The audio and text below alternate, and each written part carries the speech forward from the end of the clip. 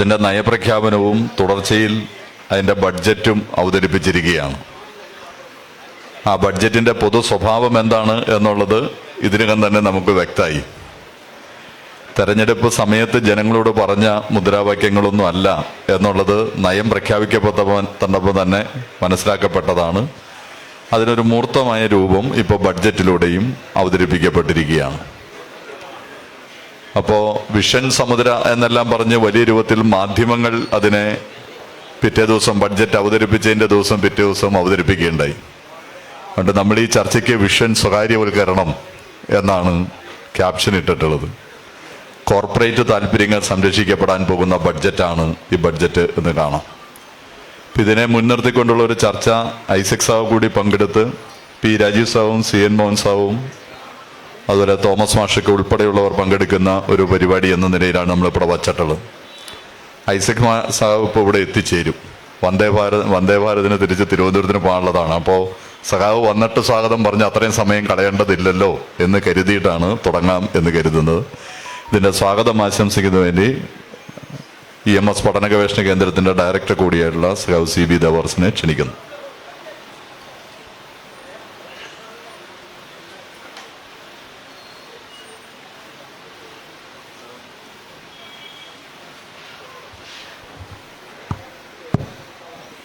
സഹോദരി സഹോദരന്മാരെ, സഖാക്കളെ,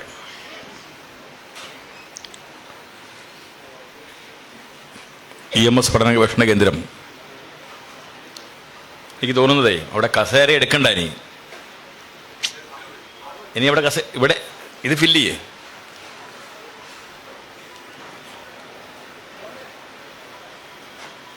കസേര ഫില്ല് ചെയ്ത ശേഷം മതിയാവുമല്ലോ. EMS പഠന ഗവേഷണ കേന്ദ്രം നമുക്കെല്ലാവർക്കും അറിവുള്ളതുപോലെ സമകാലിക പ്രശ്നങ്ങളോട് തുടർച്ചയായി പ്രതികരിക്കുകയും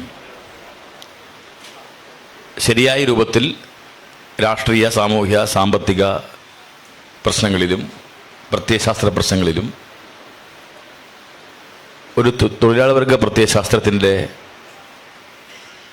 കണ്ണാടിയിലൂടെ നിരീക്ഷണം നടത്തുന്ന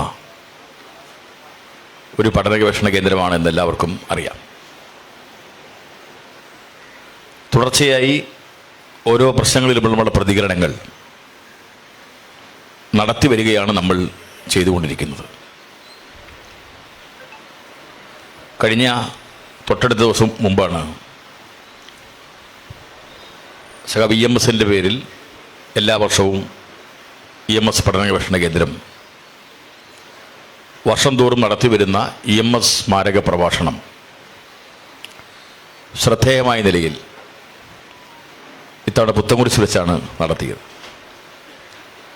ഡോക്ടർ രാംകുമാർ നടത്തിയ പ്രഭാഷണം നിങ്ങളെല്ലാവരും ശ്രദ്ധിച്ചു കാണുമെന്നാണ് ഞാൻ കരുതുന്നത്. ഒരേ സമയം സമൂഹ മാധ്യമം വഴിയും തത്സമയം 10,000-കണക്കിന് ആളുകളിലേക്കാണ് പ്രഭാഷണം എത്തിയത്. എനിക്ക് തോന്നുന്നത് അത് തന്നെ എഡിറ്റ് ചെയ്ത് മനോഹരമാക്കി പല മാധ്യമങ്ങളും സമഗ്രമായ നിലയിൽ ആ പ്രഭാഷണം ബഹുജനങ്ങളിലേക്ക് പ്രത്യേകമായി എത്തിക്കുകയുണ്ടായി.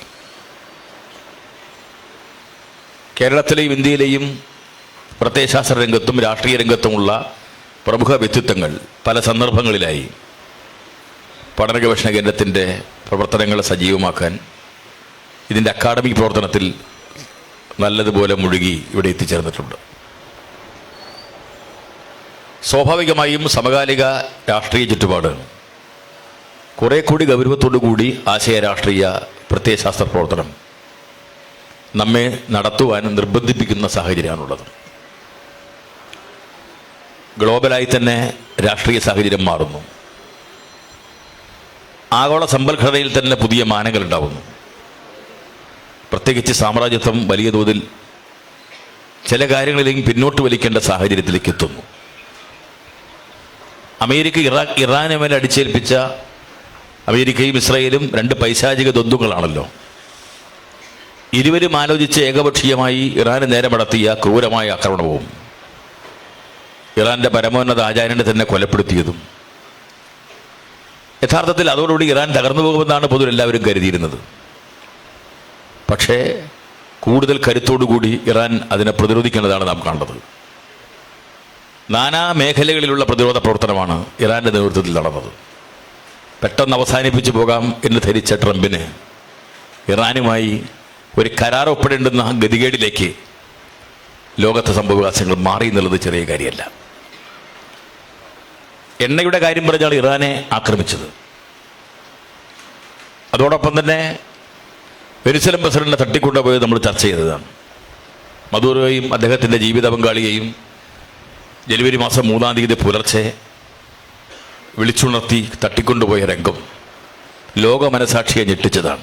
അതിന് പറഞ്ഞ ന്യായം വെനിസ്വലയിൽ മയക്കുമരുന്നിൻ്റെ കേന്ദ്രമുണ്ടായി എന്നുള്ളതാണ്. അപ്പോൾ ഇങ്ങനെ ഓരോ കാര്യങ്ങളിലും ഇപ്പോൾ റൗൾ കാസ്ട്രോയെ 95 വയസ്സുകാരനായ റൗൾ കാസ്ട്രോയെ ക്യൂബയെ ലക്ഷ്യം വെച്ച് അമേരിക്ക നീങ്ങുകയാണ്. അപ്പം ഇത്തരം സംഭവവാസങ്ങളോടെല്ലാം ചടുലമായി പ്രതികരിക്കുന്ന സമകാലിക പ്രതികരണം സംഘടിപ്പിക്കുന്ന പ്രസ്ഥാനമാണ് നമ്മുടെ.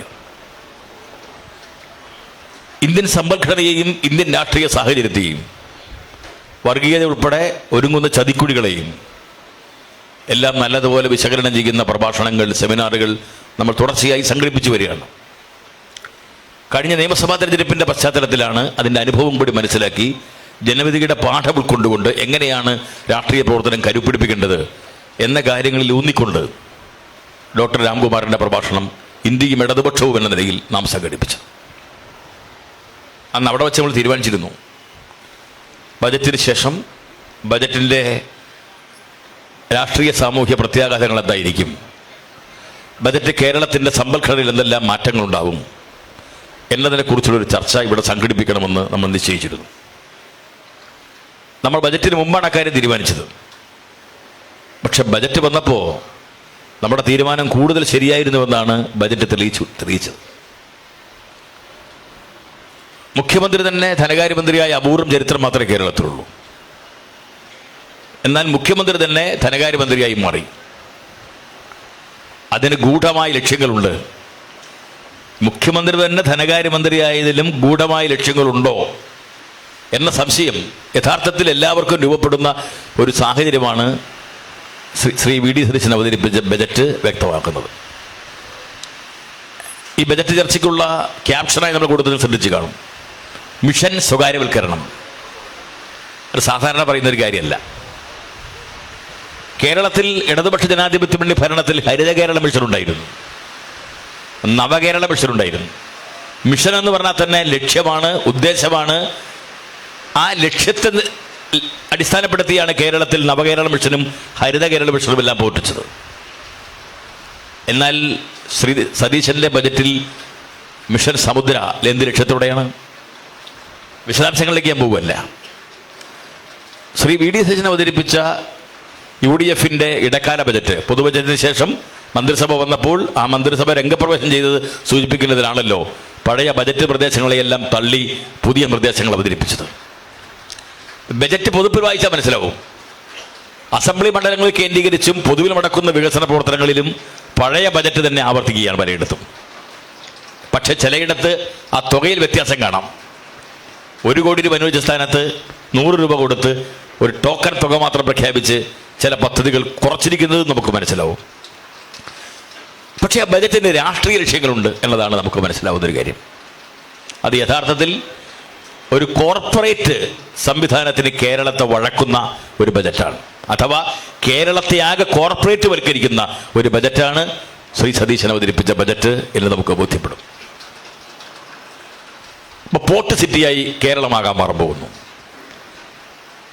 നമ്മുടെ സമ്പദ്ഘടനയിൽ ലോകത്തിൻ്റെ ഭാവി കേരളത്തിൻ്റെയും ഭാവി ഇന്ത്യയുടെയും ഭാവി ലോകത്തിൻ്റെയും മുന്നേറ്റത്തിൽ നിയതമായ പങ്ക് നിർവഹിക്കാൻ കഴിയുന്ന നല്ല നിലയിലുള്ള ധാതു ലവണങ്ങളുടെയും പദാർത്ഥങ്ങളുടെയും കേദാരമാണ് കേരളത്തിൻ്റെ അറബിക്കടലിൻ്റെ ഓരം. ഈ പശ്ചിമ തീരത്ത് സുലഭമായ ആ ധാതു പദാർത്ഥങ്ങളുടെ മേലെ കൊള്ളലക്ഷ്യത്തോടെ ലാഭലക്ഷ്യത്തോടു കൂടി കോർപ്പറേറ്റ് മൂലധനം കിനിഞ്ഞിറങ്ങുന്ന സൂചനകൾ നമുക്കുണ്ടായിരുന്നു. ആ സന്ദർഭത്തിലെല്ലാം അതിനെ പ്രതിരോധിച്ച പാരമ്പര്യമാണ് CPIM-നും ഇടതുപക്ഷത്തിനുള്ളത്. മിനറലുകൾ, ധാതുപദാർത്ഥങ്ങൾ ഖനനം ചെയ്യാൻ സ്വകാര്യ മൂലധന ശക്തികൾ ആർത്തിയോടുകൂടി വന്ന സന്ദർഭങ്ങളുണ്ടായിരുന്നു. അണുശക്തിയുടെ ഉൽപ്പാദനത്തിനും യുദ്ധോപകരണ വ്യവസായത്തിനും റോക്കറ്റുകളുടെ വിക്ഷേപണത്തിനാവശ്യമായ ഇന്ധനങ്ങൾക്കും എല്ലാം സഹായകരമായ നിരവധി മൂലകങ്ങളോടുകൂടിയ ലവണങ്ങളും ധാതുക്കളും അടങ്ങുന്നതാണ് നമ്മുടെ കടലോരത്തിൻ്റെ പ്രദേശം. പ്രത്യേകിച്ച് നമ്മുടെ അറബിക്കടലിൻ്റെ കേരളത്തിൻ്റെ ഭാഗം, പ്രത്യേകിച്ച് തെക്കൻ കേരളം. അവിടെ ആ സമുദ്രാതിർത്തിയിലുള്ള തീരപ്രദേശത്തുള്ള ധാതുപദാർത്ഥങ്ങൾ ലക്ഷ്യം വെച്ച് കഴുകൻ കണ്ണോടുകൂടി കോർപ്പറേറ്റ് കുത്തക മൂലധന ശക്തികൾ വന്നിറങ്ങുന്ന കാഴ്ച നമ്മൾ കണ്ടുകൊണ്ടിരിക്കുകയായിരുന്നു. ആ സന്ദർഭത്തിലാണ് ഇടതുപക്ഷം പറഞ്ഞത്, ഈ ധാതുപദാർത്ഥങ്ങളുടെ ഖനനത്തെ സ്വകാര്യവൽക്കരിക്കാൻ ഞങ്ങൾക്ക് ഉദ്ദേശമില്ല, കോർപ്പറേറ്റ് വൽക്കരിക്കാൻ ഞങ്ങൾക്ക് താല്പര്യമില്ല, സ്വകാര്യ മൂലധന ശക്തികൾക്ക് ഈ കടലോരത്തെ വിട്ടുകൊടുക്കാൻ ഞങ്ങൾക്ക് മനസ്സില്ല. എന്താ ഗവൺമെന്റ് പ്രഖ്യാപിച്ചത്? അത് പൊതു ഉടമസ്ഥയായിരിക്കും. എന്നാൽ സതീശൻ അവതരിപ്പിച്ച ബജറ്റ് കോർപ്പറേറ്റ് മൂലധന ശക്തികൾക്ക് കഴുകൻ കണ്ണോടെ വന്ന് ആർത്തിയോടെ കൊത്തിക്കൊണ്ടുപോകാൻ കഴിയുന്ന വിധം, ലാഭം കുന്നുകൂട്ടാൻ കഴിയുന്ന വിധം തീരദേശത്തെ മുഴുവൻ കൈപ്പിടിയിൽ ഒതുക്കാനുള്ള സൗകര്യമൊരുക്കുന്നതാണ് ഇപ്പോൾ പ്രഖ്യാപിച്ച മിഷൻ സമുദ്രം ഉൾപ്പെടെയുള്ള ഓരോ കാര്യങ്ങളും. അതിന്റെ വിശദാംശങ്ങളിലേക്ക് പോകുമല്ല. ആ ബജറ്റ് മൊത്തത്തിൽ കേരളത്തെ പല കഷണങ്ങളാക്കി തിരിച്ച് ഓരോ പ്രദേശത്തിനും മിഷൻ പ്രഖ്യാപിച്ചിട്ടുണ്ടെങ്കിലും ആ മിഷനുകൾക്കെല്ലാം പിന്നിലുള്ളത് യഥാർത്ഥത്തിൽ ഒരു സതീശനിസമാണ്. ആ സതീശനത്തിന്റെ അടിസ്ഥാനം അദാനിസമാണ്. അദാനിയും സതീശനും തമ്മിലുള്ള ചങ്ങാത്തവും പുതിയ രൂപത്തിൽ കോർപ്പറേറ്റ് മുതല ശക്തികളും സതീശനും തമ്മിലുള്ള ഗാഠമായ ബന്ധങ്ങളും പുതിയ രാഷ്ട്രീയ അന്തരീക്ഷം ഇവിടെ രൂപപ്പെടുത്തുകയാണ്. ഇത് നല്ലതുപോലെ മനസ്സിലാക്കി സതീശന്റെയും വലതുപക്ഷത്തിന്റെയും കേരളത്തിലെ UDFന്റെയും നിലപാടുകൾ നല്ലതുപോലെ ചർച്ച ചെയ്യാൻ നമുക്ക് കഴിയണം. അതിന് കഴിയുന്നൊരു നല്ല നിലയുടെ ഒരു പാനലാണ് ഇവിടെ ചർച്ചയ്ക്ക് വേണ്ടി എത്തിച്ചേരുക. ഞാൻ വിശദീകരിക്കുന്നില്ല. ഇവിടെ ഈ ബജറ്റ് ചർച്ച കോർപ്പറേറ്റ് വൽക്കരണത്തിൽ കേരളത്തെ കോർപ്പറേറ്റ് വൽക്കരിക്കുന്ന മിഷൻ സ്വകാര്യവൽക്കരണ ലക്ഷ്യത്തോടു കൂടിയ ഒരു കോർപ്പറേറ്റ് മൂലധനത്തെ ലക്ഷ്യം മാത്രം വെച്ചുള്ള, അവർക്ക് ഇരിപ്പിടമൊരുക്കാനും സൗകര്യമൊരുക്കാനും ലാഭം കൊയ്യാനുമുള്ള സൗകര്യം മാത്രം ചെയ്തു കൊടുക്കുന്ന ഈ ബജറ്റിന്റെ ക്രൂരതയ്ക്കെതിരായി ബഹുജനങ്ങളെയും തൊഴിലാളികളെയും കൃഷിക്കാരെയും കർഷക തൊഴിലാളികളെയും ഒരുക്കുക എന്ന് പ്രധാനമാണ്. ₹1 സാമൂഹ്യക്ഷേമ പെൻഷൻ വർദ്ധിപ്പിക്കാൻ തയ്യാറാകാത്ത സതീശൻ ഇന്ന് പ്രഖ്യാപിച്ചത് ഇപ്പോൾ നിലവിലുള്ള സാമൂഹ്യക്ഷേമ പെൻഷൻ പുതിയ കാര്യങ്ങളുടെ മേൽ കുറയ്ക്കാനിടയുണ്ട്. എണ്ണം കുറയ്ക്കുകയും പ്രധാനമായും പാവപ്പെട്ട ജനങ്ങളിൽ നിന്ന് പെൻഷൻ പോലും നിഷേധിക്കാൻ കഴിയുന്ന ഒരു അന്തരീക്ഷം രൂപപ്പെടുത്തുന്ന നിലയിലേക്ക് കാര്യങ്ങൾ ഡെവലപ്പ് ചെയ്യാൻ പോവുകയാണ്. ഈ കാര്യങ്ങളെല്ലാം നല്ലതുപോലെ മനസ്സിലാക്കാനും തിരിച്ചറിയാനും യഥാർത്ഥത്തിൽ അഴിമതി ലക്ഷ്യത്തോടു കൂടിയാണ് ഈ ബജറ്റിലെ പല നിർദ്ദേശങ്ങളുമെന്ന് മറ്റുള്ളവർക്ക് തോന്നുന്ന വിധം തന്നെയാണ് ഈ ബജറ്റ് നിർദ്ദേശങ്ങൾ വന്നിട്ടുള്ളത് എന്ന കാര്യം കൂടി സൂചിപ്പിച്ച് ഈ ചർച്ചയ്ക്ക് നേതൃത്വം കൊടുത്തുകൊണ്ട് ഇതിൻ്റെ അധ്യക്ഷനായ CPIMന്റെ ജില്ലാ സെക്രട്ടറി EMS പഠന ഗവേഷണ കേന്ദ്രത്തിന്റെ ചെയർമാൻ സഖാവ് സതീഷിനെ നിങ്ങൾക്ക് എല്ലാവർക്കും വേണ്ടി സ്വാഗതം പറയുകയാണ്. ഇവിടെ ഇത് ഉദ്ഘാടനം നിർവഹിച്ചുകൊണ്ട് ബജറ്റ് ചർച്ചയുടെ ആമുഖ പ്രസംഗം നടത്തുക ധനകാര്യ പണ്ഡിതനും ദീർഘനാൾ കേരളത്തിന്റെ ധനമന്ത്രിയും 1980-ക്ക് ശേഷം പ്രത്യേകിച്ച് കേരളത്തിലെ പുരോഗമന ധനകാര്യ നടപടികളിലെല്ലാം ഇടതുപക്ഷം നടത്തിയ പ്രവർത്തനങ്ങളിൽ അതിൻ്റെ ചാലശക്തിയായി പ്രവർത്തിച്ച ധനശാസ്ത്രജ്ഞൻ കൂടിയായ സഖാവ് ഐസക്കിനെ, ഡോക്ടർ തോമസ് ഐസക്കിനെ എല്ലാവർക്കും വേണ്ടി ഹൃദയപൂർവ്വം ഈ പരിപാടിയിലേക്ക് സ്വാഗതം ചെയ്യുന്നു. ഈ പരിപാടിയിൽ പങ്കെടുക്കുന്ന നമ്മുടെ ജില്ലയുടെയും കേരളത്തിൻ്റെയും വികസന കാര്യങ്ങളിൽ നല്ലതുപോലെ ഇടപെട്ട അനുഭവ സമ്പത്തുള്ള അക്കാഡമിക് പണ്ഡിതൻ കൂടിയായ പ്രൊഫസർ KV തോമസ് മാഷെ നിങ്ങൾക്ക് എല്ലാവർക്കും വേണ്ടി ഹൃദയപൂർവ്വം ഈ പരിപാടിയിലേക്ക് സ്വാഗതം ചെയ്യുകയാണ്. CPIMന്റെ കേന്ദ്ര കമ്മിറ്റി അംഗവും മുൻ മന്ത്രിയുമായ സഖാവ് P. രാജീവ് ഇവിടെ എത്തിച്ചേരും, ഈ പരിപാടിയിൽ പങ്കെടുക്കും. സഖാവ് മന്ത്രിയായ സന്ദർഭത്തിൽ നമുക്കറിയാം ഏറ്റവും കൂടുതൽ പണം പല രൂപത്തിൽ, കിഫ്ബിയുടെ രൂപത്തിലും അല്ലാത്ത വികസന പ്രവർത്തനങ്ങളുടെ രൂപത്തിൽ എറണാകുളം ജില്ലയ്ക്ക് നല്ലതുപോലെ നിരവധി തുക ബജറ്റ് വിഹിതമായി അനുവദിപ്പിക്കുന്നതിന് മുൻകൈയെടുത്ത ഒരു അനുഭവം കൂടി സഖാവ് രാജീവിനുണ്ട്. അക്കാര്യങ്ങൾ കൂടി ഇവിടെ വിശദീകരിക്കപ്പെടും. സഖാവ് രാജീവിനെ ഹൃദയപൂർവ്വം സ്വാഗതം ചെയ്യുന്നു. പാർട്ടിയുടെ സംസ്ഥാന സെക്രട്ടേറിയറ്റ് അംഗം സഖാവ് CN മോഹനൻ ഇവിടെ എത്തിച്ചേരും, ഈ ചർച്ചയിൽ പങ്കെടുക്കും. സഖാവിനെയും നിങ്ങൾക്ക് എല്ലാവർക്കും വേണ്ടി സ്വാഗതം ആശംസിക്കുകയാണ്. കൊച്ചിയുടെ മുൻ മേയറും പാർട്ടിയുടെ സംസ്ഥാന കമ്മിറ്റി അംഗവുമായ സഖാവ് M. അനിൽകുമാർ കഴിഞ്ഞ LDFന്റെ ഭരണസമിതിയുടെ സന്ദർഭത്തിൽ നിങ്ങൾക്കറിയാം. കോർപ്പറേഷൻ ഭരണത്തിനിടയിലും സർക്കാരിൻ്റെ ഫണ്ട് വിഹിതം വാങ്ങിയെടുക്കുന്ന കാര്യത്തിലും കരുതലോടെ ഇടപെട്ടതിൻ്റെ അനുഭവമാണ് ഈ നമ്മുടെ ജില്ലയുടെ ആസ്ഥാനമായി കോർപ്പറേഷന് ഒരു വൻ വികസന കുതിപ്പുണ്ടായത്. അതിൽ നിർണായകമായ പങ്കുവഹിച്ച സഖാവാണ് അനിലിനെ നിങ്ങൾക്ക് എല്ലാവർക്കും വേണ്ടി സ്വാഗതം ആശംസിക്കുക. ഇവിടെ മുൻ MLAയും CPIMന്റെ ജില്ലാ സെക്രട്ടേറിയറ്റ് അംഗവുമായ സഖാവ് KN ഉണ്ണികൃഷ്ണൻ, CITUവിൻ്റെ ജില്ലാ സെക്രട്ടറി കൂടിയായ പാർട്ടി ജില്ലാ സെക്രട്ടേറിയറ്റ് അംഗം സഖാവ് PR മുരളീധരൻ, പാർട്ടി ജില്ലാ സെക്രട്ടേറിയറ്റ് അംഗമായ അഡ്വക്കേറ്റ് KS അരുൺകുമാർ, നമ്മുടെ EMS പഠന ഗവേഷണ കേന്ദ്രത്തിൻ്റെ ട്രഷറർ കൂടിയായ NG യൂണിയൻ്റെ മുൻ സംസ്ഥാന പ്രസിഡന്റും PSC അംഗവുമൊക്കെയായിരുന്ന സഖാവ് PHM ഇസ്മയിൽ, വനിതാ കലാസാഹിതിയുടെ പുരോഗമന കലാസാഹിത്യ സംഘത്തിൻ്റെ വനിതാ കൂട്ടായ്മയായ വനിതാ കലാസാഹിതിയുടെ സംസ്ഥാന ജനറൽ സെക്രട്ടറിയായ സഖാവ് രവിത ഹരിദാസ് ഉൾപ്പെടെ വേദിയിലും സദസ്സിലും പ്രമുഖരായ നിരവധി വ്യക്തിത്വങ്ങളുണ്ട്. മുൻ MLA സഖാവ് ശ്രീരഞ്ജൻ ഉൾപ്പെടെയുള്ള നിരവധി ആളുകൾ ഇവിടെയുണ്ട്. അവരെയെല്ലാം, നിങ്ങളെയെല്ലാം ഹൃദയപൂർവ്വം ഈ പരിപാടിയിലേക്ക് സ്വാഗതം ചെയ്യുന്നു. എൻ്റെ വാക്കുകൾ അവസാനിപ്പിക്കുന്നു. അഭിവാദ്യങ്ങൾ.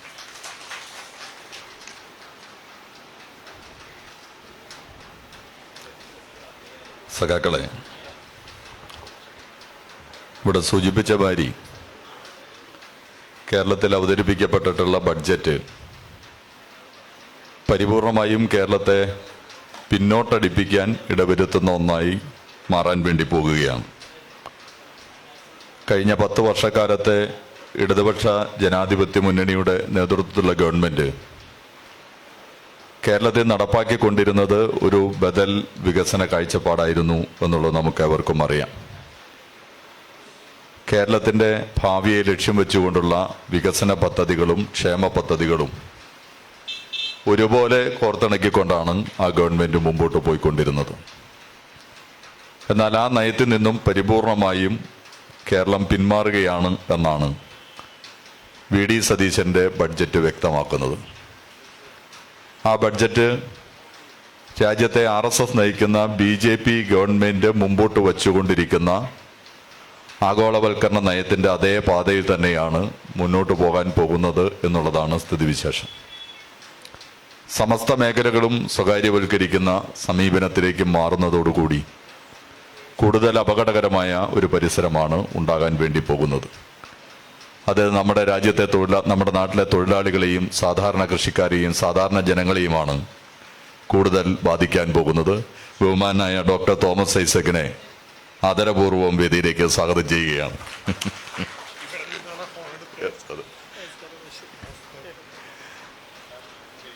കിഫ്ബി ഉൾപ്പെടെയുള്ള പദ്ധതികൾ എങ്ങനെയാണ് കേരളത്തിനകത്ത് വികസനത്തിന്റെ പുത്തൻ കുതിപ്പുകൾ ഉണ്ടാക്കിയത് എന്നതിന്റെ അനുഭവം നമ്മുടെ മുമ്പിലുണ്ട്.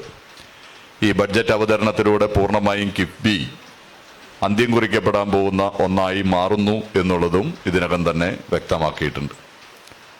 അത്തരം ഒരു മാറ്റം ഉണ്ടാകുമ്പോൾ അത് ഏറ്റവും ഗൗരവമായി ബാധിക്കാൻ പോകുന്ന ഒരു ജില്ല നമ്മുടെ ജില്ല കൂടിയാണ്. യഥാർത്ഥത്തിൽ കോൺഗ്രസിന് ഏറ്റവും വലിയ പിന്തുണ കൊടുത്ത ജില്ലയാണ് നമ്മുടെ ജില്ല. 14 സീറ്റും അവർക്കാണ്.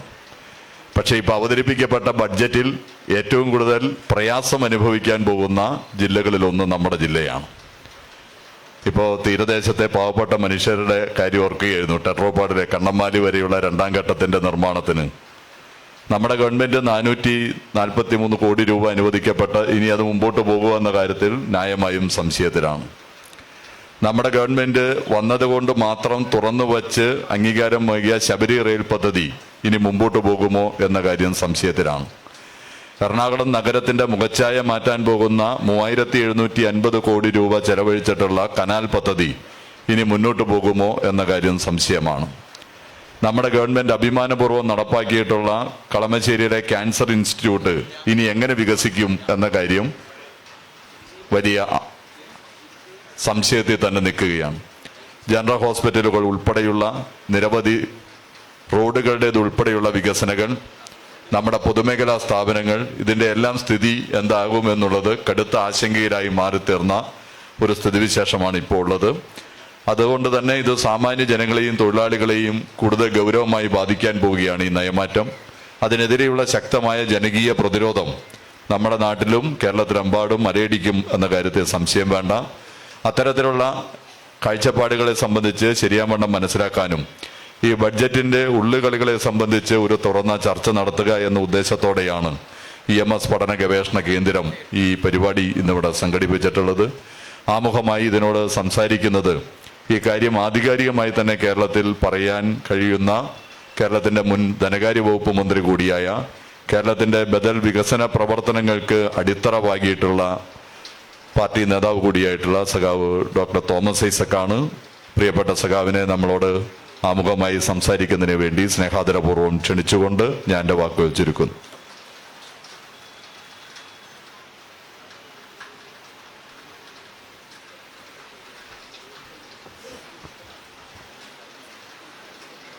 പ്രിയപ്പെട്ട സതീശൻ, വേദിയിലുള്ള ബഹുമാന്യരെ, പ്രിയമുള്ള സഖാക്കളെ, സുഹൃത്തുക്കളെ,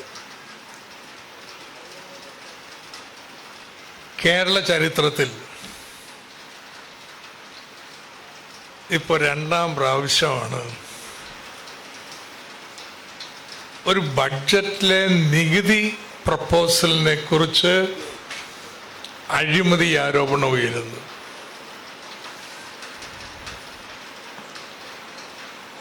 ഇതിനെങ്ങനെ വിശദീകരിക്കണമെന്ന് അറിയാതെ പരിങ്ങി നിൽക്കുകയാണ് UDF.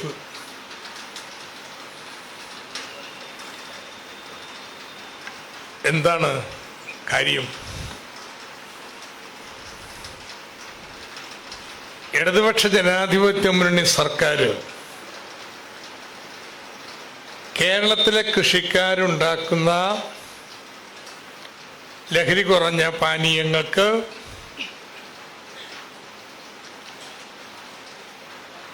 കേരളത്തിൽ വിൽക്കാനുള്ള അവസരമുണ്ടാക്കാൻ തീരുമാനിച്ചു.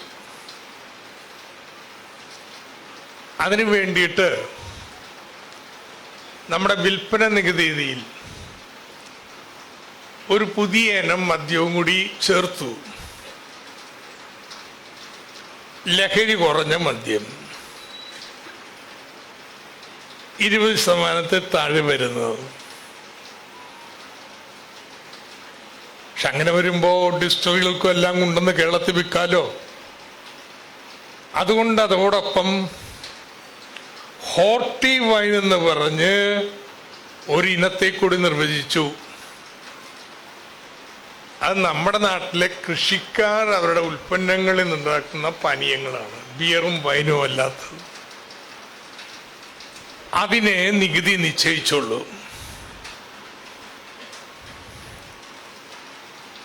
ഇത് ചെയ്തപ്പോ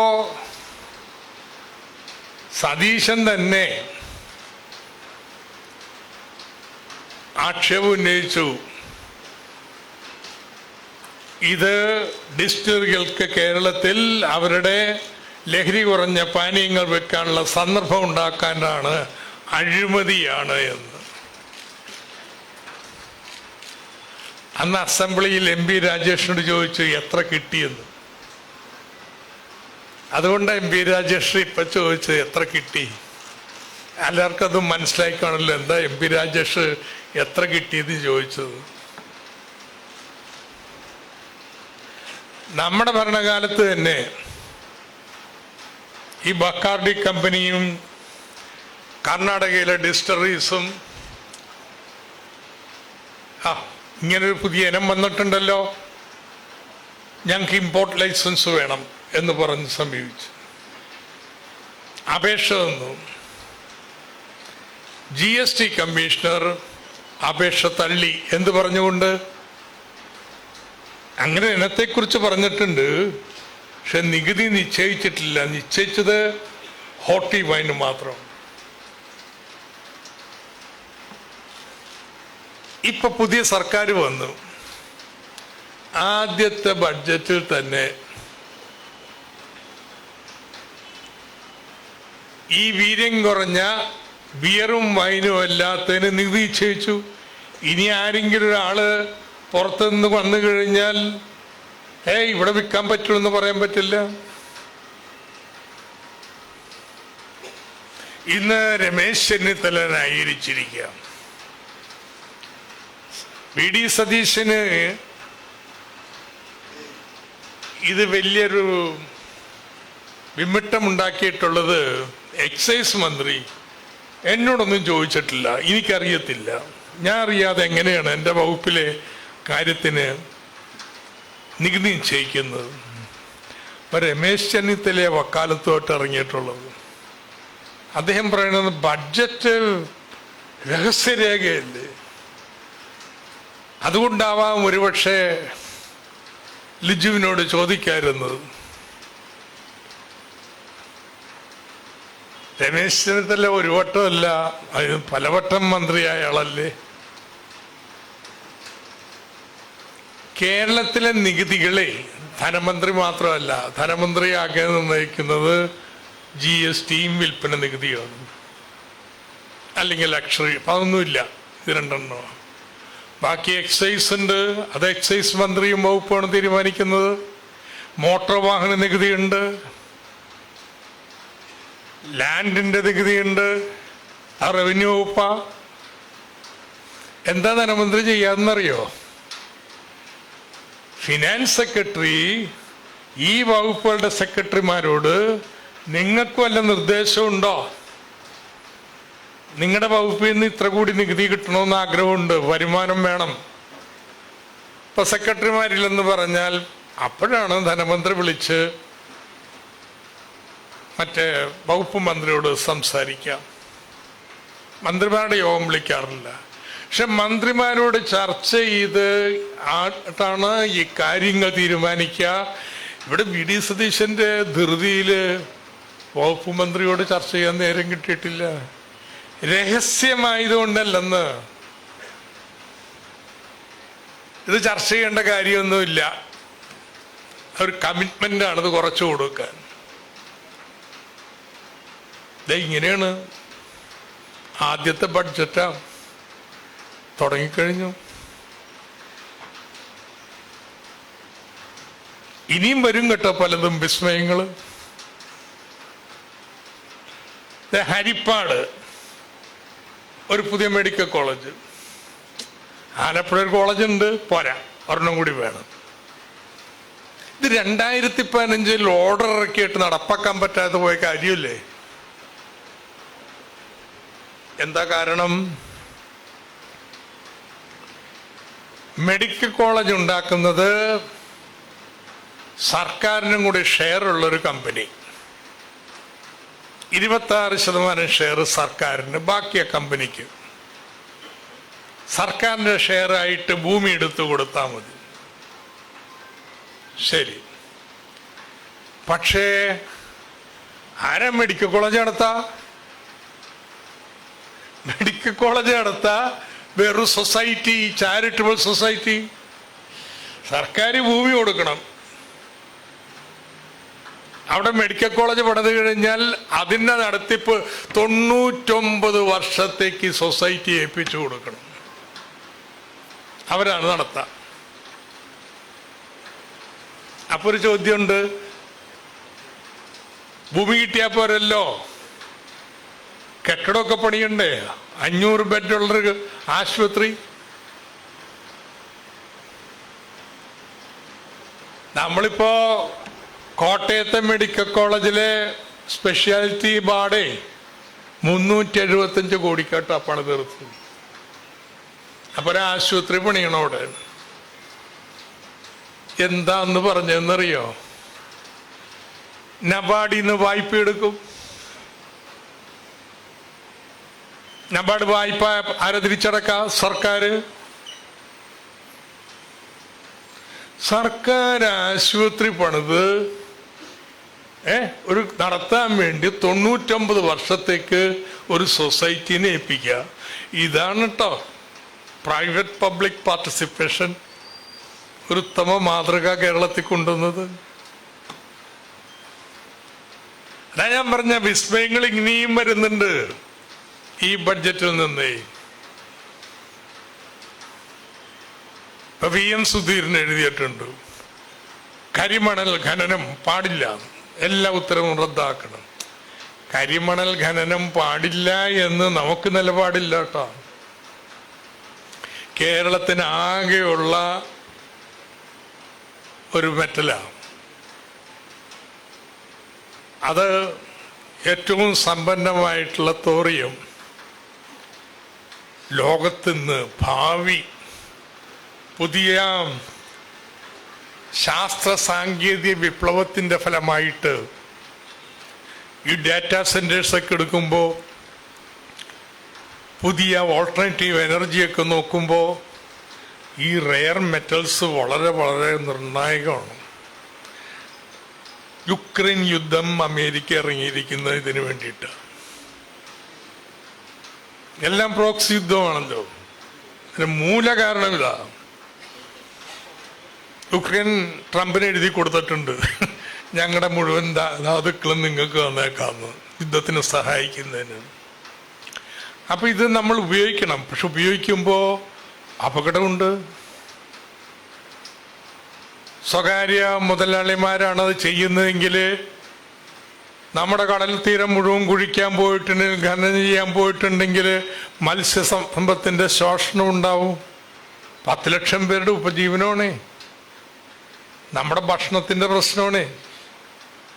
അതുകൊണ്ട് കർശനമായ നിയന്ത്രണം വേണമെന്ന് ആർക്കെങ്കിലും കൊടുക്കാൻ പറ്റത്തില്ല. കൊടുത്താൽ എന്താ സംഭവിക്കാം? ഇന്നിപ്പോ ഛത്തീസ്ഗഡില്, ജാർഖണ്ഡില്, ഈ മേഖലകളിലെല്ലാം ട്രൈബൽ മേഖലകളില് ഈ അദാനിയും അതുപോലുള്ള കമ്പനികളുമെല്ലാം ഖനനത്തിന് സ്ഥലമേറ്റെടുത്തിട്ട്, നിങ്ങൾ പോയില്ല അവിടെ, നിങ്ങൾ പോകേണ്ട ആവശ്യമില്ല, ഖനനത്തിന് സ്ഥലമേറ്റെടുത്തിട്ട് അവിടെ നടക്കുന്ന സമരം എന്താണെന്ന് അറിയോ?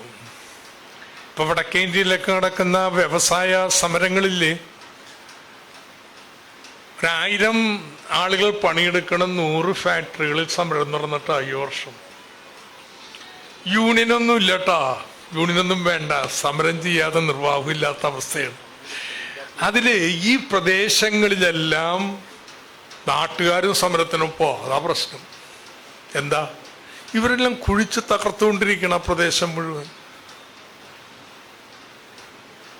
അപ്പൊ നമ്മുടെ ധാതു ഖനനത്തിന് ഈ സ്വകാര്യ മേഖലയ്ക്ക് തുറന്നു കൊടുക്കാൻ തീരുമാനിച്ചിട്ടുണ്ടെങ്കിൽ നമ്മുടെ തീരദേശത്ത് മുഴുവൻ ചെറിയ സമരമല്ലട്ടാ വരാൻ പോണേ.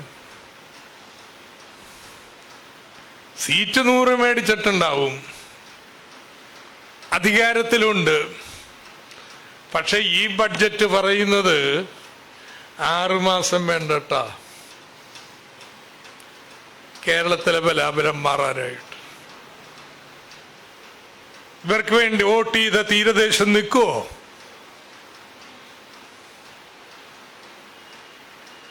ഇതുപോലെ ഓരോന്നും സഭയായാലും ആരൊക്കെ കൂടെ നിന്നോ അവരൊക്കെ ഈ സമരത്തിലേക്കൊക്കെ വരുന്നൊരു പുതിയ സാഹചര്യം കേരളത്തിൽ ഉണ്ടാവാണ് എന്നാണ് ഈ ബഡ്ജറ്റ് സൂചിപ്പിക്കുന്നത്. നമ്മളെ അലട്ടുന്ന പ്രശ്നം ഇത് മാത്രമല്ല കേട്ടോ. 1959 കേരളത്തിലുണ്ടാക്കിയ നഷ്ടം ഇന്ന് നമുക്കെല്ലാവർക്കും അറിയാം. അന്ന് ആ സർക്കാർ തുടർന്നിരുന്നെങ്കിൽ ഭൂപരിഷ്കരണം നടപ്പായാനെ. അന്ന് ഭൂപരിഷ്കരണം നടപ്പായിരുന്നെങ്കിൽ അന്നത്തെ മിച്ചഭൂമിയുടെ കണക്കനുസരിച്ച് കേരളത്തിലെ കർഷക തൊഴിലാളിക്കൊക്കെ 2 ഏക്കർ വെച്ചെങ്കിലും ഭൂമി കിട്ടിയാന്. 1971 വീണ്ടും ഭൂപരിഷ്കരണം നിയമം പാസ്സായപ്പോഴേക്കും ഈ മിച്ചഭൂമി മുഴുവൻ തിരിമറിയപ്പെട്ടു പോയിന്ന്. ബാക്കിയുണ്ടായത് ഇഷ്ടദാന ബില്ലും കൊണ്ടുപോയി. ഒരിക്കലും പരിഹരിക്കാനാവാത്ത ഊരാക്കുടുക്കായിട്ട് നമ്മുടെ ഭൂപ്രശ്നം മാറി. അന്ന് ആ സർക്കാർ തുടർന്നിരുന്നെങ്കിലേ ലോകത്തല്ല ഇന്ത്യയിൽ, ലോകം പറയാൻ പറ്റാത്ത രാജ്യങ്ങളുണ്ട്, എങ്ങുമില്ലാത്തൊരു ഭരണ സംവിധാനം കേരളത്തിൽ വന്നാല് ഓരോ ജില്ലയിലും സംസ്ഥാന സർക്കാർ പോലെ പ്രാദേശിക സർക്കാർ. ആ നിയമം അട്ടിമറിക്കപ്പെട്ടതുകൊണ്ട് പിന്നെ 59 കഴിഞ്ഞ് 97 വരെ കാത്തിരിക്കേണ്ടി വന്നു. ജനകീയ ആസൂത്രണത്തിലൂടെ അധികാരം താഴേക്ക് നൽകുന്നതിന് വേണ്ടിയിട്ട്. നമ്മുടെ വിദ്യാഭ്യാസ മേഖല എന്നിപ്പോ പലരും പറയും സംവരണം വേണം. ഇന്നും പരിഹരിക്കാൻ പറ്റാത്ത രീതിയിൽ നമ്മുടെ സ്കൂൾ വിദ്യാഭ്യാസം ഒരു കുടുക്കായിട്ട് മാറ്റിയത് 59 വിമോചന സമരമല്ലേ? എത്ര വലിയ നഷ്ടം! അതുപോലെ നട്ടോ. കഴിഞ്ഞ 10 വർഷക്കാലത്തിനിടയിൽ കേരളത്തിന്റെ മുന്നിൽ ഒരു നവകേരളത്തിനുള്ള കാഴ്ചപ്പാട് മുന്നോട്ട് വെച്ചു. അതിനൊരു ചരിത്രമുണ്ട്. നവകേരളം എന്ന് വെച്ചിട്ടുണ്ടെങ്കിൽ നമ്മുടെ നാട്ടിലെ അഭ്യസ്ത വിദ്യരുടെ യോഗ്യതയ്ക്കും പ്രതീക്ഷയ്ക്കും അനുസരിച്ചുള്ള നല്ല തൊഴിൽ ഈ കേരളത്തിൽ ഉണ്ടാക്കണം. അതിനൊരു പരിപാടി. അത് ചെയ്യുമ്പോ ഈ നാട്ടിലെ പാവങ്ങളുണ്ട് കേട്ടോ. കർഷക തൊഴിലാളികള്, ചുമട്ടുതൊഴിലാളികള്, നിർമ്മാണ തൊഴിലാളികള്, അവരുടെ സംരക്ഷണം പൂർണ്ണമായിട്ട് നിർവഹിക്കണം. ക്ഷേമം ഉറപ്പുവരുത്തണം. ക്ഷേമവും വികസനവും ഇതെങ്ങനെ കൊണ്ടുപോകാം? ഇതിനൊരു ഉത്തരം നൽകി കേട്ടോ. ആ ഉത്തരത്തിന് ഒരു 20 വർഷത്തെ സമരത്തിന്റെയും ചിന്തയുടെയും പിന്നാമ്പുറമുണ്ട്. കേരളത്തിൽ സാമ്പത്തിക പ്രതിസന്ധി ഒന്നും ഇല്ലെന്ന് ഞാൻ പറയില്ല കേട്ടോ. പ്രതിസന്ധി ഉണ്ടെന്ന്. കേരളത്തിൽ മാത്രമല്ല, എല്ലാ സംസ്ഥാനത്തും ഉണ്ട്. സംസ്ഥാനത്ത് മാത്രമല്ല, കേന്ദ്രത്തിലും ഉണ്ട്. ധനപ്രതിസന്ധി ഇല്ലെന്ന് പറഞ്ഞ് എന്തോന്ന് വർത്താനമാണ്? പ്രതിസന്ധി ഉണ്ട്. എന്താ ഈ പ്രതിസന്ധി എന്ന് പറഞ്ഞ? ചെലവിന് വേണ്ട പണമില്ലാവുന്ന പ്രതിസന്ധിയാ. എത്ര ചെലവാക്കാൻ തീരുമാനിച്ചതിനെ ആശ്രയിച്ചിരിക്കും പ്രതിസന്ധി ഉണ്ടോ ഇല്ലയോ എന്നുള്ളത്. ഇന്ത്യ സർക്കാരും സംസ്ഥാന സർക്കാരുകളും എല്ലാം കൂടി ചെലവാക്കുന്നത് എത്ര വരും? നമ്മുടെ രാജ്യത്തെ GDP-യുടെ 28%. അതാണ് നമ്മുടെ എല്ലാ സർക്കാരും കൂടി ചെലവാക്കുന്നത്. ലോകത്തെ സർക്കാരുകളെല്ലാമോ ലോകത്തെ GDP-യുടെ 35%. വികസിത രാജ്യങ്ങളെടുത്താലോ അവരുടെ വരുമാനത്തിന്റെ 42%. നമ്മുടെ നാട്ടിലെ ആവശ്യങ്ങളില്ലാഞ്ഞിട്ടാ. ഇന്ത്യ രാജ്യമേ സാധാരണക്കാരുടെ വിദ്യാഭ്യാസം, ആരോഗ്യം, പാർപ്പിടം, ഭക്ഷണം, ക്ഷേമം, ഇതിൻ്റെ ഏത് സൂചിക എടുത്താലും 100ാം സ്ഥാനത്തിനപ്പുറമല്ലേ ലോകരാജ്യങ്ങളിൽ? ഏതെങ്കിലും മുന്നിലാണോ? ആവശ്യമുണ്ടെന്ന് നാട്ടില് പാവങ്ങൾക്ക് ചെലവാക്കില്ല, വരുമാനമില്ലെന്ന്. വരുമാനം ഉണ്ടാവണമെങ്കിൽ പണക്കാർ ഇന്ന് പിരിക്കണം, അതിന് തയ്യാറില്ല. അങ്ങനെ ചെലവ് ചുരുക്കി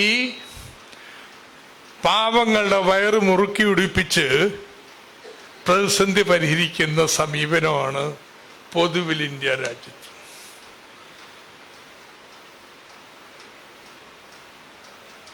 എന്നിട്ടും പ്രതിസന്ധിയാ. ഈ പ്രതിസന്ധി ഏറ്റവും മൂർച്ഛിച്ചത് AK ആന്റണിയുടെ ഭരണം തുടങ്ങിയ കാലത്താണ്. കുറച്ചു നേരത്തെ തുടങ്ങി. അന്നെന്താ AK ആന്റണി ചെയ്തേ? ADB ലോൺ, ഒരു ധവളപത്രം. ADB ലോൺ എന്താ പരിഹാരം? ചെലവ് ചുരുക്കാം, മുണ്ട് മുറുക്കി കൊടുക്കാം. ജനം സമ്മതിച്ച? ജീവനക്കാർ സമ്മതിച്ച? ചെലവ് ചുരുക്കി പ്രതിസന്ധി പരിഹരിക്കാൻ പറ്റൂല എന്ന് ബോധ്യപ്പെട്ടപ്പോ അപ്പോഴാണ് ചൗധരി കമ്മിറ്റിയെ കൊണ്ടുവന്നത്. വരുമാനം വേണമല്ലോ, പൊതുമേഖല വിൽക്കാം. തൊഴിലാളി സമ്മതിച്ചോ? നാട്ടുകാർ സമ്മതിച്ചോ? ഓരോ ഫാക്ടറിക്കും നമ്മൾ സേവ് കമ്മിറ്റി ഉണ്ടാക്കി, ബദലുണ്ടാക്കി, സമരം ചെയ്ത് തോൽപ്പിച്ചു. അവസാനം പിന്നെ ഒന്നും വൃത്തിയില്ല, എല്ലാം കുടിശ്ശിയാക്കി. 100 രൂപ പെൻഷൻ 24 മാസം കുടിശ്ശിയാക്കിയ ഭരണം തീർന്നു. VS സർക്കാർ വന്നു. ചെലവ് ചുരുക്കാനല്ല പോയത് കേട്ടോ, നൽകാനാ. പെൻഷൻ കൂട്ടി, നമ്മുടെ പൊതുമേഖലാ സ്ഥാപനങ്ങളെ ശക്തിപ്പെടുത്തി, വിദ്യാഭ്യാസത്തിന് പണം കണ്ടെത്തി. എങ്ങനെ? നികുതി ഓരോ വർഷവും 20% വർദ്ധിച്ചു. ഇന്ത്യയിൽ റെക്കോർഡാണ് കേട്ടത്. എങ്ങനെ വർദ്ധിച്ച്? എൻട്രി ടാക്സ് ഏർപ്പെടുത്തി. കേരളത്തിലേക്ക് വരുന്ന എല്ലാ ചരക്കിനും ആദ്യം നികുതി വന്നിട്ട് ഇങ്ങോട്ട് കയറി വെച്ചാൽ മതി. അപ്പൊ എല്ലാരും പറഞ്ഞ് നമ്മുടെ ചെക്ക് പോസ്റ്റ് മുഴുവൻ കാക്കുമെന്ന്. 50,000 രൂപയാണ് ഈ നമ്പറൊക്കെയാണെന്ന് വെച്ചാൽ ആരെങ്കിലും 100 രൂപയുടെ അഴിമതി കണ്ടെത്തിയ 100 രൂപ, 50,000 രൂപ.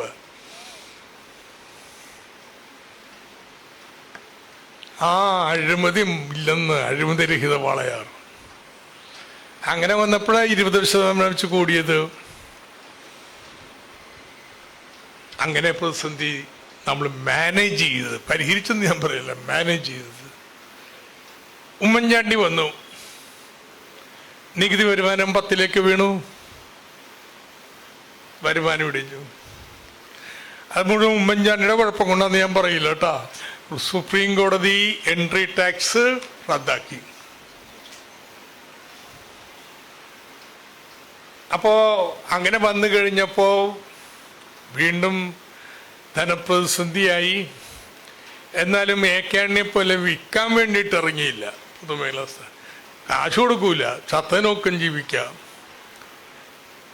പെൻഷൻ 18 മാസം കുടിശ്ശിയാക്കി, 100 രൂപ വർദ്ധിപ്പിച്ചു. അങ്ങനെയാണ് 2016 വന്നത്. ആ 2016 സർക്കാരാണ് ഈ അനുഭവങ്ങളുടെ പശ്ചാത്തലത്തിൽ ഒരു പുതിയ കാഴ്ചപ്പാട് വികസനത്തിന് മുന്നോട്ട് വെച്ചത്. ക്ഷേമവും വികസനവും ഒരുമിച്ച് പോകണം. ഇതിനെല്ലാം പണം എങ്ങനെയാ? അതിൻ്റെ ധനകാര്യം കൃത്യമായിട്ട് പറഞ്ഞുകൊണ്ടാണ് 2016 ആദ്യത്തെ ബഡ്ജറ്റ് വെച്ചത്. ബഡ്ജറ്റിൽ നിന്ന് കിട്ടുന്ന വരുമാനം അതിൽ നിന്ന് പാവങ്ങൾ കൊടുക്കാനെല്ലാം കൊടുത്തോണം കേട്ടോ. പെൻഷനെങ്കിൽ പെൻഷൻ, കോവിഡ് ആണെങ്കിൽ അതിനുള്ള പണം.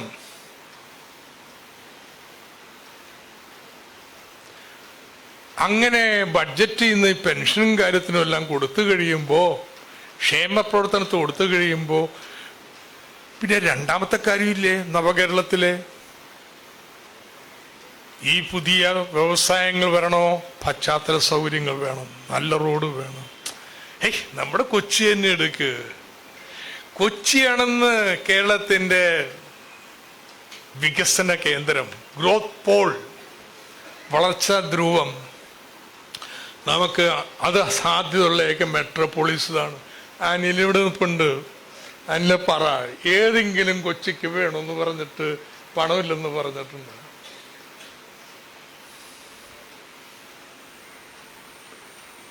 എത്രയാ? നമ്മുടെ കളമശ്ശേരി മണ്ഡലമായാലും ഏതെടുത്താലും. എങ്ങനെ സാധിച്ചു? ഇത് സാധിക്കുന്നത് ക്ഷേമം കുറക്കാൻ പാടില്ല.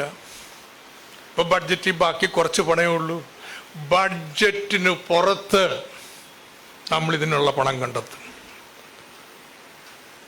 കേരളം 2 കാലമേ നടക്കാൻ തുടങ്ങിയത്. ക്ഷേമത്തിൽ നോക്കി നടക്കുകയല്ല, 2 കാലിലും. അതോടൊപ്പം തന്നെ ഈ പശ്ചാത്തല സൗകര്യങ്ങൾ ഒരുക്കാനും. അപ്പൊ കടം പേടിച്ചാലോ?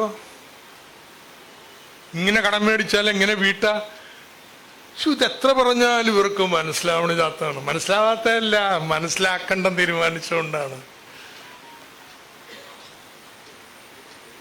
എല്ലാ വർഷവും ബഡ്ജറ്റിൽ നിന്ന് കുറച്ച് പണം എന്ത് വന്നാലും ബാക്കി വരുന്ന റോഡിനും പാലത്തിനും ഒക്കെ വെക്കുമല്ലോ, അതിൻ്റെ ഒരു ഭാഗം ഗ്രാൻഡായിട്ട് ഈ കിഫ്ബിക്ക് കൊടുക്കണം. മോട്ടോർ വാഹന നികുതിയുടെ പകുതി അത് കൊടുത്തേക്കണം. അതിങ്ങനെ കിഫ്ബിക്ക് കിട്ടിയാലുള്ള ഗുണം എന്താ? ഇനി എല്ലാ വർഷവും ഭാവിയിൽ ഈ തുക കിട്ടിക്കൊണ്ടിരിക്കും. മോട്ടോർ വാഹന നികുതി കൂടുമ്പോൾ ഇതും കുറച്ച് കൂടും. അങ്ങനെ വരുമ്പോ കിഫ്ബിക്ക് ഏത് ബാങ്കിൽ ചെന്നും ഏത് പണക്കമ്പോളത്തിൽ പോയിട്ടും ദേ ഞങ്ങളുടെ ഭാവി വരുമാനത്തിന്റെ രേഖ ഉണ്ട്, അങ്ങനെ കൂടിക്കൊണ്ടിരിക്കും. വരച്ച് കാണിക്കട്ടോ, അടുത്ത 25 വർഷം ഓരോ വർഷം എത്ര കേരള സർക്കാരിൽ നിന്ന് കിട്ടുന്നു.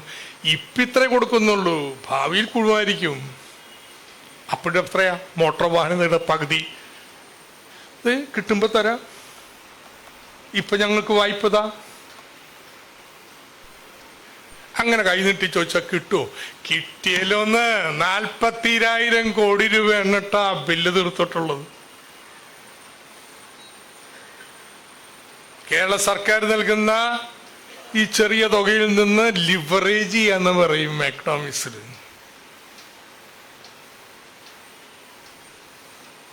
ഇതാണ്. And it worked.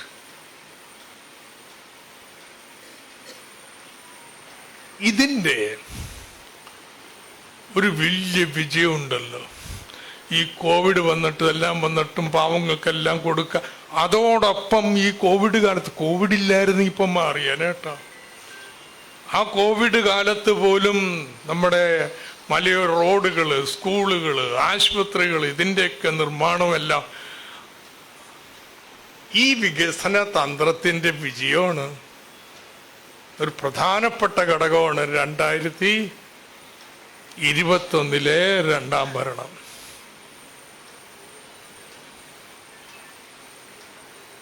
ഇതോടെ 2 സെറ്റുകാർക്ക് പരിഭ്രാന്തിയായി. ഇങ്ങനെ പോയാൽ 3-ാം ഭരണം ഉറപ്പല്ലേ? നമ്മൾ ആർക്കെങ്കിലും ഇളക്കാൻ പറ്റുമോ കേരളത്തിൽ നിന്ന്?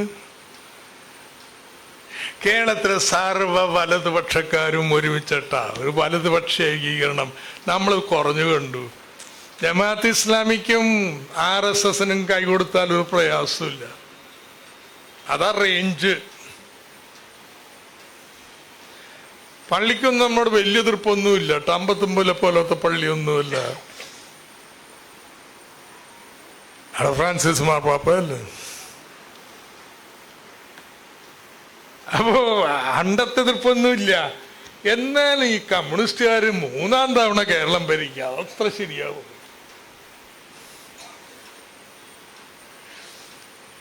നമ്മൾ യഥാർത്ഥത്തിലേ ഈ വലതുപക്ഷ ഏകീകരണത്തിൻ്റെ ഒരു തീവ്രത അളക്കാൻ പരാജയപ്പെട്ടു. നമ്മളെ കണ്ടാൽ എല്ലാവരും ചിരിച്ചെല്ലാം വർത്താനം പറയും കേട്ടോ, എല്ലാവരും. പക്ഷെ ഉള്ളിൻ്റെ ഉള്ളിൽ 3-ാം വട്ടം എന്നുള്ള ചിന്തയാണ്. ഈ 3-ാം വട്ടം വന്ന് ഈ കോൺഗ്രസ് ഇല്ലാതായി പോയാലോ? അതുകൊണ്ട് വേണം ഈ ഏകീകരണം. അതിന് സൃഷ്ടിച്ച നരേറ്റീവുകൾ എല്ലാം എന്തിനേയും മറ്റൊന്നാക്കി മാറ്റാൻ പറ്റുമെന്ന്. അപ്പൊ നമ്മൾ പത്രം തന്നെ വായിച്ച് പത്രത്തിന് നമ്മുടെ പത്രത്തിന് മറുപടി കൊടുത്തിട്ടുണ്ട്.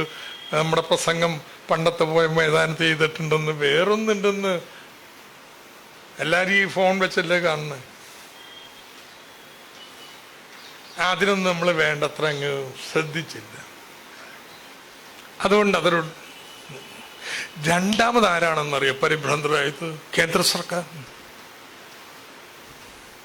ഈ കോൺഗ്രസ് ഒന്നും BJPക്ക് ബദലല്ലെന്ന്. ബദലെച്ചാൽ മതനിരപേക്ഷമാണ്, ഒരു ശക്തിയാണ്. പക്ഷേ BJPയുടെ സാമ്പത്തിക നയങ്ങൾക്ക് എന്തെങ്കിലും എതിർപ്പുണ്ടോ കോൺഗ്രസിന്? അവരല്ലേ തുടങ്ങി വെച്ചത്. കേരളത്തിലെ ഒരു രാഷ്ട്രീയ ശക്തി അത് മതനിരപേക്ഷതയിൽ നിലപാടെടുക്കുന്നു. അതോടൊപ്പം പുതിയൊരു ബദല്. 2016 വരെ നമ്മളെ കളിയാക്കായിരുന്നു. ക്ഷേമമൊക്കെ ഉണ്ട്, ജോലി വേണമെങ്കിൽ ഗൾഫിൽ പോകണമല്ലോ. നെഗറ്റീവ് മാറിയാണ് കേരളത്തിൻ്റെത്. ക്ഷേമത്തിൽ മാത്രമല്ല, വളർച്ചയിൽ നിങ്ങളുടെ ഗുജറാത്തിനെ ഞങ്ങൾ വെല്ലുവിളിക്കാൻ പോവുകയാണ്. അത് പറ്റില്ല. സോ അതിനെങ്ങനെ കേന്ദ്ര സർക്കാർ നേരിട്ടത്? ഒരു ധനകാര്യ കുഴപ്പം കേരളത്തിൽ സൃഷ്ടിച്ചുകൊണ്ട്. അതിന് കണ്ട മാർഗം എന്താ? നമ്മുടെ കിഫ്ബി ഇല്ലേ, കിഫ്ബി എടുക്കുന്ന വായ്പ പൊതുമേഖലാ സ്ഥാപനം ആ പൊതുമേഖലാ സ്ഥാപനം എടുക്കുന്ന വായ്പ കേരള സർക്കാർ എടുക്കുന്ന വായ്പക്ക് തുല്യമാണ് എന്നവരങ്ങ് വിധിച്ചു. അതുകൊണ്ട് ഇനിമേൽ നിങ്ങൾ വായ്പ എടുത്താൽ ഞങ്ങൾ കുറയ്ക്കുന്നല്ല. ഈ തീരുമാനം ഉണ്ടാവുന്നതിന് മുമ്പുള്ള കാലം 2016 മുതൽ നിങ്ങൾ എടുത്ത വായ്പ മുഴുവൻ ഞങ്ങൾ വെട്ടിക്കുറക്കാൻ പോയി. നമ്മൾ കേസെല്ലാം കൊടുത്തിട്ടുണ്ട്. കേന്ദ്രമല്ലേ. നമ്മുടെ കേരളത്തിലൊരു പ്രതിഷേധം ഉണ്ടായ കാരണം 5-ാം പത്തിക്കാരായിരുന്നു UDF എന്ന്. വി.ഡി. സതീശൻ വീമ്പ് പറയണത് കേന്ദ്രം പറയുന്നതിന് മുമ്പ് ഞങ്ങളിത് പറഞ്ഞിട്ടുണ്ടെന്നാണ്. അതാണ് സൈസ്. അതാണ് കേന്ദ്ര സർക്കാർ ഇപ്പോഴും വായ്പ എടുത്തുകൊണ്ടിരിക്കുക. ഈ പറഞ്ഞ പോലെ ഈ നഹായ് ദേശീയപാത പണിയുന്നു, നഹായ് വായ്പ എടുക്കണു. കുറച്ച് പണം ടോളിൽ നിന്ന് കിട്ടും, ബാക്കി കേന്ദ്രം കൊടുക്കുന്നതല്ലേ. നഹായ് എടുക്കുന്ന വായ്പ കേന്ദ്ര സർക്കാരിന്റെ വായ്പപ്പെടുത്തുമോ? 1-2 3 ലക്ഷം 4 ലക്ഷം കോടിയാണ് ഇങ്ങനെ കേന്ദ്ര സർക്കാർ വായ്പ എടുക്കുന്നത്. അത് സംസ്ഥാനത്തിന് പാടില്ല എന്നാ പറയണേ. ഏതായാലും നമ്മൾ പറഞ്ഞു നോക്കി, പക്ഷെ കേന്ദ്രം തീരുമാനം എടുത്തു. നമ്മുടെ കേസ് ഇങ്ങനെ സുപ്രീം കോടതി കിടപ്പുണ്ട്. എന്തുണ്ടായത്? കേരളത്തിന് മറ്റ് സംസ്ഥാനങ്ങളെ പോലെ അർഹത ഉണ്ടായ വായ്പയുടെ ഒരു 60% വായ്പ എടുക്കാനേ കഴിഞ്ഞ 5 വർഷമായിട്ട് സമ്മതിച്ചുള്ളൂ. അത്രയും മനസ്സിലാക്കിയ നമുക്ക് സാധാരണയിൽ മറ്റ് സംസ്ഥാനങ്ങളെ പോലെ വായ്പ എടുക്കാനുള്ള അവകാശമുണ്ട്. അത് 2021 കോവിഡിൻ്റെ ഒക്കെ തുടർച്ചയായിട്ട് 4% അനുവദിച്ചിരുന്നു. 22 3.5% അനുവദിച്ചിരുന്നു. പിന്നീട് 3% വെച്ച് അങ്ങനെയുള്ള തുകയുടെ 60% 40% വെട്ടിക്കളഞ്ഞു. അപ്പം നമ്മുടെ പദ്ധതി, നമ്മുടെ ബാലൻസിങ് ആയിട്ടങ്ങ് പാളം പറ്റിയേ തീർന്നില്ല. ഇത് വായ്പ. ഒരു സംസ്ഥാന സർക്കാരിൻ്റെ വരുമാനം എന്ന് പറയുന്നത് 3 ഇനത്തിലാണ്. 1 നമ്മൾ ഉണ്ടാക്കണം സ്വന്തം തനത് വരുമാനം. 2 കേന്ദ്ര സഹായം, കേന്ദ്രം തരുന്നത്. 3 കേന്ദ്രം അനുവദിക്കുന്ന വായ്പ. അപ്പൊ 3ാമത്തെ കാര്യം ഞാൻ പറഞ്ഞു കഴിഞ്ഞു. ഇനി 2ാമത്തെ ഉണ്ട് കേന്ദ്ര സഹായം. മറ്റ് സംസ്ഥാനങ്ങൾക്കൊക്കെ കേന്ദ്രം അവരുടെ വരുമാനത്തിന്റെ 50% നൽകുമ്പോൾ കഴിഞ്ഞ വർഷം കേരളത്തിന് നൽകിയത് 27%. ഏതെങ്കിലും സർക്കാരിനെ പിടിച്ചു നിൽക്കാൻ പറ്റുമെന്ന്? പിന്നെയും കുറച്ച് പിടിച്ചു നിന്നത് നമ്മുടെ തനത് വരുമാനമൊക്കെ വർദ്ധിപ്പിച്ചുകൊണ്ടാ. പക്ഷേ വർദ്ധിപ്പിക്കുന്നതിന് പരിമിതി ഉണ്ട് കേട്ടോ. ഇപ്പോഴാണ് എൻ്റെ സാധ്യത തുറന്നത്. എല്ലാവരും എന്നോട് ചോദിക്കും, നിങ്ങൾ എന്തിനു GST സമ്മതിക്കാൻ പോയി? അതിൽ ഈ പ്രശ്നമൊക്കെ ഉണ്ടാക്കി, അല്ലെങ്കിൽ എല്ലാം ചെയ്യാമായിരുന്നു.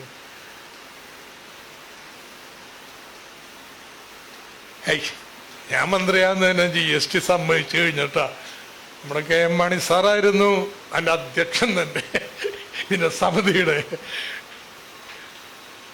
അപ്പൊ പിന്നെ അത് തള്ളിക്കളയല്ല, അതെങ്ങനെ നമുക്ക് ഗുണമാക്കാൻ പറ്റും നോക്കാന്ന് വെച്ചു. അപ്പൊ കണ്ടതെന്താണെന്നറിയാമോ? മറ്റ് സംസ്ഥാനങ്ങളിൽ നിന്ന് കൊണ്ടുവരുന്ന ചരക്ക് ഇവിടെ വരുമ്പോൾ നികുതി നോക്കാൻ പാടില്ല. വാറ്റില് ഇവിടെ വിൽക്കുകയാണെങ്കിലേ പറ്റുള്ളൂ. അതാണ് അടച്ചത് എൻട്രി ടാക്സ് വഴി. എൻട്രി ടാക്സ് പോയി. പക്ഷെ GST വന്നാൽ മറ്റ് സംസ്ഥാനങ്ങളിൽ നിന്ന് കൊണ്ടുവരുന്ന ചരക്കുകൾക്ക് അവിടെ എഴുതിയ ബില്ലിലെ നികുതി കേന്ദ്ര സർക്കാർ പിരിച്ച് നമുക്ക് തരും. മറ്റ് സംസ്ഥാനങ്ങളിലേക്ക് എഴുതുമ്പോൾ മറ്റ് സംസ്ഥാനങ്ങളിലേക്കാണെന്ന് പറയണം IGST. അപ്പം നമുക്ക് പിന്നെയും വരുമാനം കൂടുന്ന കണ്ടേ. നമ്മുടെ കാലത്ത് കൂടിയില്ല. കാരണം എന്താ? നമ്മൾ അറിയണ്ടേ, ആ മറ്റ് സംസ്ഥാനത്തുള്ളവർ ബില്ലെഴുതുമ്പോൾ ഇത് കേരളത്തിലേക്കാണെന്ന് എഴുതണ്ടേ? ഇത് കേരളത്തിലേക്കാണെന്ന് എഴുതിയെന്ന് നോക്കാനായിട്ട് ഒരു വഴിയില്ല. 2021 നമ്മളൊരു പണി പറ്റിച്ചട്ടാ.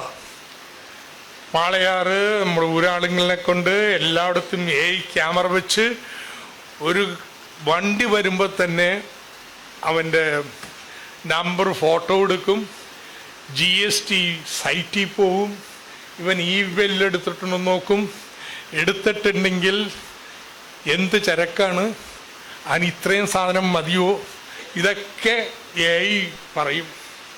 ഇല്ലെങ്കിൽ പിടിക്കും. കേന്ദ്രം എന്ത് ചെയ്തു? സൈറ്റ് തുറന്നു തരൂല. തുറന്നു തരും, കണക്ക് കിട്ടാൻ 2 ദിവസം വൈകും. അപ്പം ഈ വണ്ടി എൻ്റെ വഴിക്ക് പോവില്ലേ? ഇപ്പോഴാണ് അതൊക്കെ നേരെയാവണത് കേട്ടോ. ഇപ്പോഴാണ് പൂർണ്ണമായിന്ന് പറയാൻ വയ്യ, അതിലേക്ക് എത്തിക്കൊണ്ടിരിക്കുന്നത്. അതിന് നമ്മുടെ സർക്കാർ വലിയ ഇടപെടലൊക്കെ നടത്തിയിട്ടുണ്ട്. ഇപ്പം ഏതാണ്ട് എത്തിയിട്ട് ഏതായാലും ഇതൊന്ന് പിടിച്ചു നിന്നത് നമ്മുടെ വരുമാനത്തിൽ വായ്പ, കേന്ദ്ര സഹായം ഇതെല്ലാം വെട്ടിക്കുറച്ച് ഒരു ധനപ്രതിസന്ധിയായി. ആ ധനപ്രതിസന്ധിയുടെ പശ്ചാത്തലത്തിൽ നമ്മൾ ഒന്നാം സർക്കാർ ചെയ്ത പോലെ കുടിശ്ശിക പല കാര്യങ്ങൾക്കും വന്നു. ഒന്നാം സർക്കാരിന് വ്യത്യസ്തമായിട്ട് പ്രയാസങ്ങൾ വന്നു. നമുക്ക് വോട്ട് ചെയ്യുന്ന നമ്മുടെ പാവപ്പെട്ടവർക്ക്. അതാണ് കേട്ടോ നമ്മുടെ ലോക്സഭാ തെരഞ്ഞെടുപ്പിൽ തിരിച്ചടി ഉണ്ടാവാനൊരു കാരണം. മുഖ്യമന്ത്രി തന്നെ നിയമസഭയിൽ സാമ്പത്തിക പ്രതിസന്ധി ഉണ്ട്, പക്ഷെ പാവങ്ങൾ കൊടുക്കാനുള്ള ആദ്യം കൊടുക്കും. അങ്ങനെയാണ് 400 രൂപ പെൻഷൻ കൂടിയത്.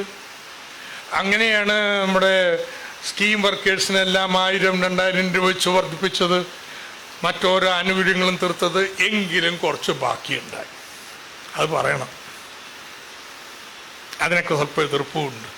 ഏതായാലും ഈ സാമ്പത്തിക പ്രതിസന്ധിയുടെ ഞാനില്ലെന്നല്ല പറയാം പശ്ചാത്തലത്തിൽ ഈ ബഡ്ജറ്റിനൊന്ന് വിലയിരുത്തും. അത് പറഞ്ഞിട്ട് ഞാൻ നിർത്താം. കേന്ദ്ര സർക്കാരല്ലേ ഈ പ്രതിസന്ധിയുടെ അടിസ്ഥാനം? ഒരു വാചകം ഉണ്ടോ ഒന്ന് കേന്ദ്രത്തിനെതിരായിട്ട്?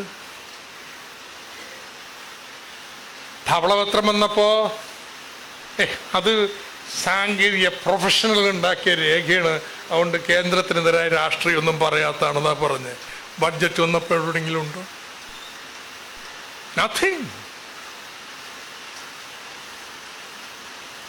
ഒരു വാചകമില്ലെന്ന്. ഇതൊരു അത്ഭുത രേഖയാണ് കേട്ടോ.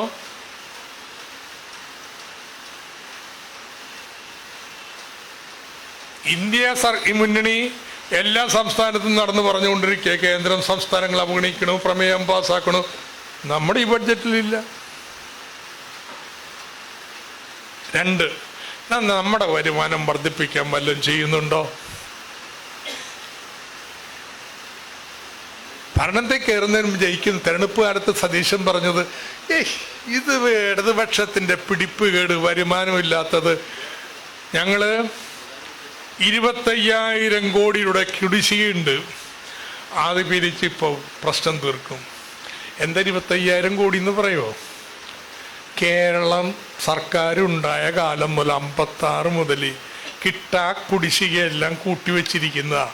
ഒരു സെക്രട്ടറിക്ക് എല്ലാ സെക്രട്ടറികൾക്കും പേടിയെ എഴുതി തള്ളഞ്ഞു എല്ലാം കിട്ടിപ്പോയാലോ, അതുകൊണ്ട് ഇങ്ങനെ കുന്നുകൂടിയിരിക്കുന്നതാണ് 25,000 കോടി രൂപ. അത് പിരിച്ച് പ്രശ്നം തീർക്കും എന്നാ പറയണേ. ഇത് പറഞ്ഞു വന്ന ആളെന്താ ഇപ്പൊ ചെയ്തത്? 2 ലക്ഷത്തിൽ താഴെയുള്ള കുടിശ്ശിക എഴുതി തള്ളി പോ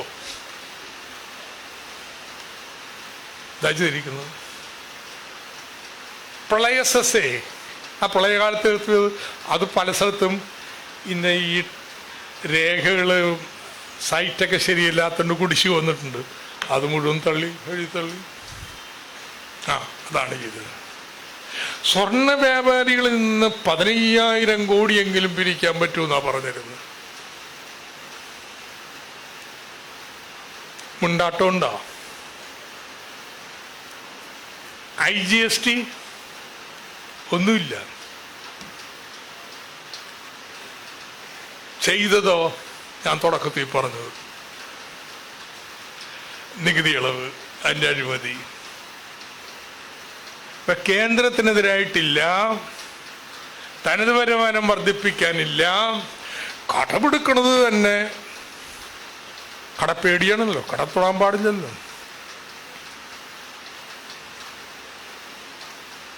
അപ്പൊ പിന്നെ എങ്ങനെ ഈ ഭരണം നടത്തണേ? അപ്പോഴാണ് നമ്മുടെ ഏക്കാനിയുടെ സൂത്രപ്പണി വീണ്ടും രംഗപ്രവേശനം ചെയ്യുന്ന പിന്നെ ഒരു വഴിയുള്ള കേട്ടോ. പാവങ്ങളെ തൽക്കാലം ഒന്നും മുറുക്കിയിട്ടില്ല. ആകെ കളഞ്ഞത് 8500 കോടി രൂപയെങ്കിലും ചെലവ് വരുന്ന 1000 രൂപ സ്ത്രീ സുരക്ഷ കളഞ്ഞു. കോളേജിൽ പഠിക്കുന്ന പിള്ളേർക്കെല്ലാം എന്തെങ്കിലും സാങ്കേതിക പരിശീലനത്തിന് സ്കിൽ ട്രെയിനിങ്ങിന് പോയാൽ 1000 രൂപ വെച്ച് കൊടുക്കുന്നത് അത് നിർത്തി. എന്നൊക്കെ ഇപ്പം തന്നെ കളഞ്ഞു. വേറെ എന്തൊക്കെ പോകും എന്ന് നമുക്ക് അറിഞ്ഞുകൂടാ. എന്നാൽ KSRTC കട്ടപ്പുറത്താവണമെന്ന് പറയാൻ പറ്റില്ല. വർഷാവസാനം കൊടുത്താൽ പോരട്ടോ. 100 ദിവസം കഴിഞ്ഞാൽ ഓയിൽ കമ്പനികൾ ഡീസലും പെട്രോളും കൊടുക്കൂല. അപ്പൊ സർക്കാരിന് കാശുള്ളപ്പോൾ എപ്പോഴെങ്കിലും കൊടുക്കാൻ പോയ KSRTC കൊടുത്തില്ല. ഒക്കെ കാണാൻ പോകുന്ന വിസ്മയങ്ങളാണ്. വരട്ടെ. പിന്നെന്താ? സ്വകാര്യ പങ്കാളിത്തം. നമ്മുടെ പൊതുമേഖലയായാലും നമ്മുടെ ധാതുക്കളായാലും ഇതിലെല്ലാം വിൽപ്പനയിലേക്കാ. ഇവിടെയാണ് കേട്ടോ പോരാട്ടം വരാൻ പോണത്. ഇത് വളരെ അപ്രോപ്രിയേറ്റ് പോയിന്റാണ്. മൈക്ക്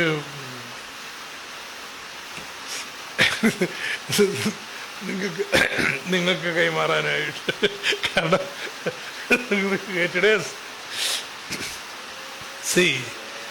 ഒരു കാര്യം പറഞ്ഞു നിർത്താം. സ്വകാര്യ മേഖലക്കൊന്നും ഇടതുപക്ഷ എതിരല്ല കേട്ടോ. അങ്ങനെ തെറ്റിദ്ധാരണ ഒന്നും ഉണ്ടാക്കണ്ട. കിഫ്ബി വഴി പശ്ചാത്തല സൗകര്യം മുഴുവൻ ഉണ്ടാക്കുന്നത് എന്തിനു വേണ്ടിയിട്ടാ? സ്വകാര്യ നിക്ഷേപത്തിന് നമ്മുടെ സംസ്ഥാനത്തെ ആകർഷകമാക്കാനാ. രാജീവ് എന്തിനാ അങ്ങ് ജനീവയെ പോയി? നമ്മൾ ഡാവോസിലൊന്നും അങ്ങനെ പോകാറില്ല. ആദ്യമായിട്ടാ പോടെ. പോയെന്തിനാ? സ്വകാര്യ നിക്ഷേപം വരണമെന്ന്. അനന്നെതിരല്ല. പക്ഷേ ഹരിപ്പാട് മെഡിക്കൽ കോളേജ് പോലെയാവും സ്വകാര്യ നിക്ഷേപം. സംസ്ഥാനത്തിൻ്റെ പണം നബാർഡ് വായ്പ എടുത്ത് പണിയും. സംസ്ഥാനത്തിൻ്റെ ഭൂമി നടത്തിപ്പൊരു സ്വകാര്യ ഏജൻസിക്ക്. അത് പറ്റില്ല. നമ്മുടെ പൊതുമേഖലയെ സംരക്ഷിക്കേണ്ടിയാണ്. എന്തുകൊണ്ട് സംരക്ഷിക്കണം? ഇന്ത്യ രാജ്യത്ത് മുതലാളിയും തൊഴിലാളിയും തമ്മിലൊരു ഫൈറ്റ് ഉണ്ടെന്ന്. ഫാക്ടറി സെക്ടറിൽ എല്ലാം ദേശീയ വരുമാനത്തിലെല്ലാം ASI ആനുവൽ സർവേ ഓഫ് ഇൻഡസ്ട്രീസിൽ രജിസ്റ്റർ ചെയ്യുന്ന മുഴുവൻ ഫാക്ടറി സെക്ടറിൽ 1980-81 ലാഭത്തിൻ്റെ വിഹിതം 17%. താക്കളെ ഇന്ന് 55%.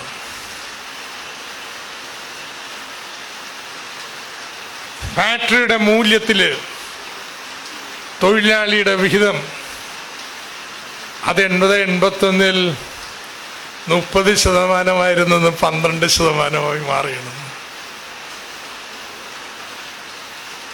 ഇവിടെ ലെഫ്റ്റ് വ്യൂസ് എന്ന് പറഞ്ഞ് ഒരു പോർട്ടലിൻ്റെ നിങ്ങളുടെ ഫോണിൽ ഫിറ്റ് ചെയ്ത് തരും അവർ.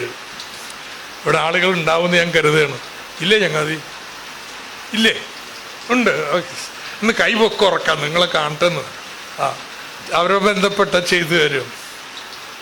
അതിൽ ഏറ്റവും അവസാനം ഞാൻ എഴുതിയ ഒരു ഇന്ത്യ നടക്കുന്ന മുഴുവൻ സ്ട്രൈക്കിൽ ഓരോ സ്ട്രൈക്കിനെ കുറിച്ച് എഴുതുന്നുണ്ട്.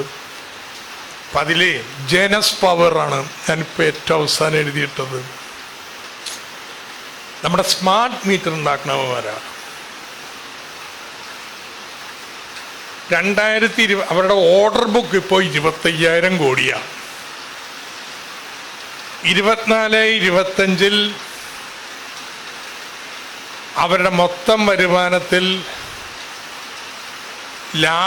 അവരുടെ മൊത്തം ലാഭം കഴിഞ്ഞ വർഷം ഇരട്ടിയായി, ഡബിൾ. തൊഴിലാളിയുടെ കൂലിയോ മാസം 10,000 രൂപ മുതൽ 13,000 രൂപ വരെ, മാറ്റമില്ല. സമരമാണ് കേട്ടോ. ആരും മാർക്സിസമൊന്നും വടക്കേന്ത്യയിലെ തൊഴിലാളികളെ പഠിപ്പിച്ചിട്ടില്ല കേട്ടോ. ഒരു കുത്തിത്തിരിപ്പിനോടൊന്നും പോയിട്ടില്ല. ജീവിതം പഠിപ്പിക്കുകയാണ് സമരം ചെയ്യാനായിട്ട്. ഒരു 2000 × 100 കണക്കൂട്ട് എത്ര ലക്ഷം വരും? അത്രയും തൊഴിലാളിയെ പണിമുടക്കിയിട്ടുള്ളത്. അപ്പോ ഇങ്ങനൊരു സമരമുണ്ട്. ആ സമരത്തെ വിട്ടുവീഴ്ചയൊന്നുമില്ല. തൊഴിലാളിക്ക് കിട്ടേണ്ട കിട്ടണം. തൊഴിലാളിയുടെ ജവലിയിൽ PPP ഇല്ല. പക്ഷേ മറ്റെന്തും പശ്ചാത്തല സൗകര്യം വേണോ? പശ്ചാത്തല സൗകര്യം, ഇൻവെസ്റ്റ്മെന്റ് അന്തരീക്ഷം ഉണ്ടാക്കാൻ വേണ്ടി എന്ത് വേണം? Ease of doing business. Yes, അതൊക്കെയാവാം. അങ്ങനെയുള്ള വലിയൊരു പോരാട്ടത്തിന്റെ കാലഘട്ടത്തിലേക്ക് കേരളം കടക്കുകയാണ്. അതുകൊണ്ട് ഇന്നുള്ള രാഷ്ട്രീയ ബലാബലം നോക്കണ്ട. ഈ സമരങ്ങള് UDF ഒറ്റപ്പെടുത്തും. കേരളത്തിലെ മേധാശക്തിയായിട്ട് വീണ്ടും LDF ഉയർത്തും. യാതൊരു സംശയവും അക്കാര്യത്തിൽ വേണ്ട. ആത്മവിശ്വാസം ഉണ്ടാകാം. ഒന്നുള്ളത് മാറിയ കാലം മനസ്സിലാക്കി അതിനനുസരിച്ചൊക്കെ പെരുമാറാനും പ്രവർത്തിക്കാനും ഒക്കെ നമ്മൾ പഠിക്കണം. ഇന്നലെ മൂന്നാറില് യുവതൊഴിലാളികളുടെ ക്യാമ്പായിരുന്നു, സംസ്ഥാന വർക്ക്ഷോപ്പ്. അപ്പം അതിനുവേണ്ടി കണക്ക് പരിധിയപ്പോഴേ കേരളത്തിലെ ഫാക്ടറി തൊഴിലാളികളിൽ 44 വയസ്സിന് താഴെയുള്ളവരാണ് 60%, ചിലപ്പോൾ 70%. ഫാക്ടറി എന്ന് വെച്ചാൽ എന്താ? മില്ലിയൻസ് ആണ്. നമ്മുടെ തന്ത പൈപ്പല്ല. വേറൊരു കാലമാണ്. കമ്മ്യൂണിക്കേറ്റ് ചെയ്യണം. നിങ്ങൾ പരമ്പരാഗതമായ രീതിയിൽ എല്ലാ കാര്യങ്ങളും കൊണ്ടുപോകാൻ പറ്റിക്കഴിഞ്ഞാൽ ഇവരെ മൊബിലൈസ് ചെയ്യാൻ പറ്റത്തില്ല. പൊതുമേഖലയിൽ 90% മൊബിലൈസ്ഡാണ്, യൂണിയനൈസ്ഡാണ്. സംഘടിത വ്യവസായ മേഖലയിൽ 70%. എന്നാൽ പുത്തൻ തലമുറ വ്യവസായങ്ങൾ, ഫ്രീലാൻസിങ്ങിൽ, അതുപോലുള്ള വ്യവസായങ്ങളിൽ 10%.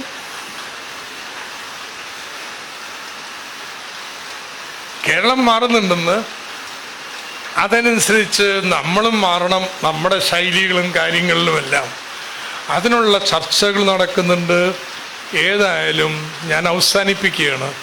ഈ ബഡ്ജറ്റ് ധവളപത്രവും ഒരു കാര്യം ഉറപ്പ് നൽകുന്നു: ശക്തമായ പോരാട്ടം വേണ്ടിവരും അവകാശങ്ങൾ നിലനിർത്താൻ. ആ പോരാട്ടങ്ങൾ കേരളത്തെ മാറ്റും, ഇടതുപക്ഷത്തെ മുന്നിൽ കൊണ്ടുവരും. നന്ദി, നമസ്കാരം.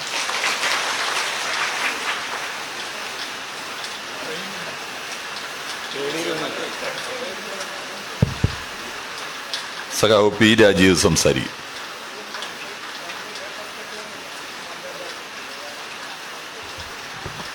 പ്രിയപ്പെട്ട അധ്യക്ഷൻ സതീഷ്, നമുക്കെല്ലാവർക്കും പ്രിയങ്കരനായ ഐസക്, വേദിയിലും സദസ്സിലുമുള്ള ബഹുമാന്യരെ, സുഹൃത്തുക്കളെ, എൻ്റെ ഒരു പ്രസംഗം യഥാർത്ഥത്തിൽ ഈ പരിപാടിയിൽ അങ്ങനെ ഉദ്ദേശിക്കുന്നില്ല.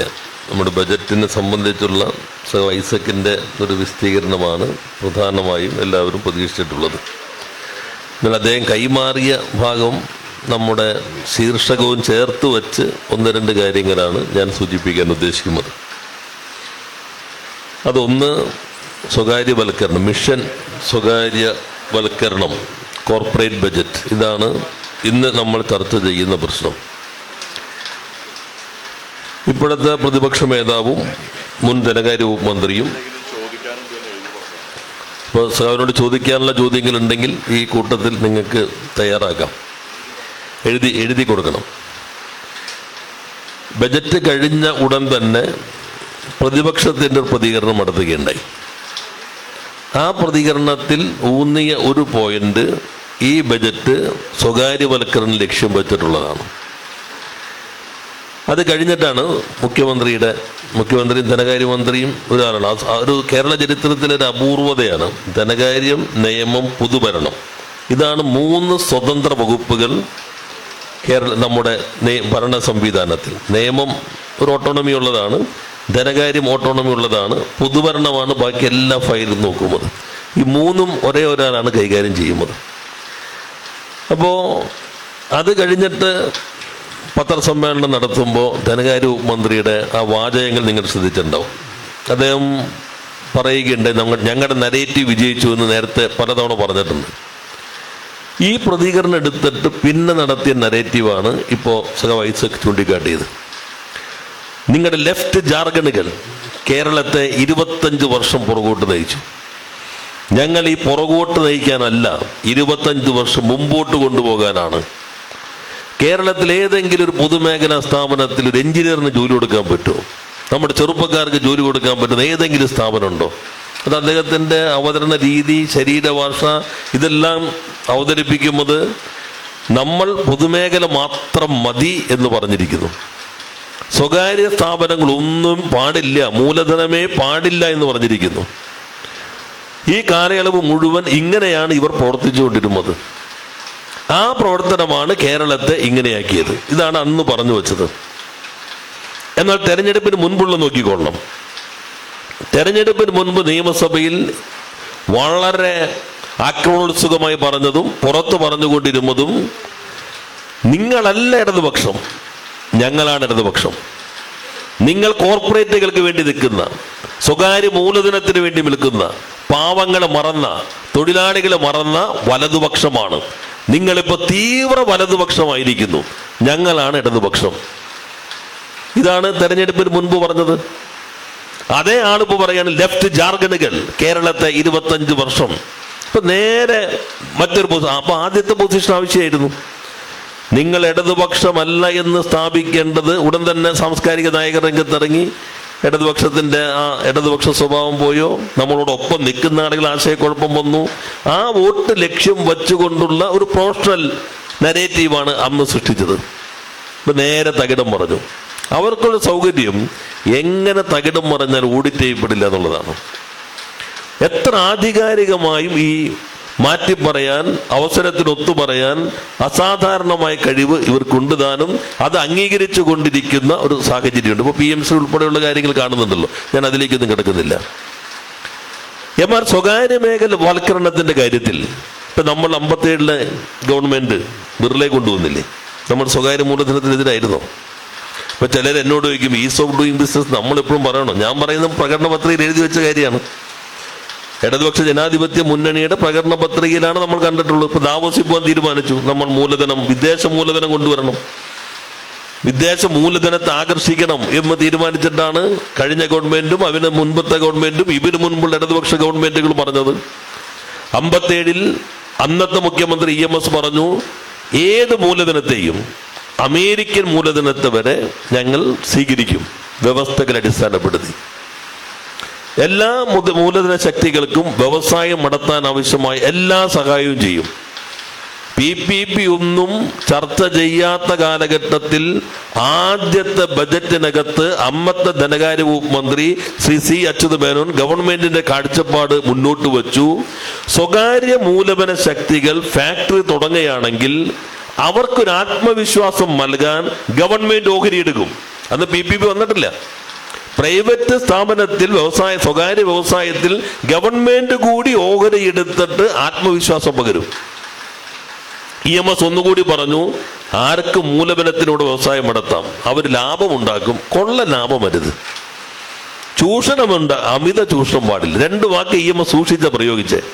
ഒന്ന് കൊള്ള ലാഭം, മറ്റൊന്ന് അമിതമായ ചൂഷണം. കാരണം മുതലാളിത്തത്തിൽ ലാഭം ഒഴിവാക്കാൻ കഴിയില്ല, മുതലാളിത്തത്തിൽ ചൂഷണം ഒഴിവാക്കാൻ കഴിയില്ല.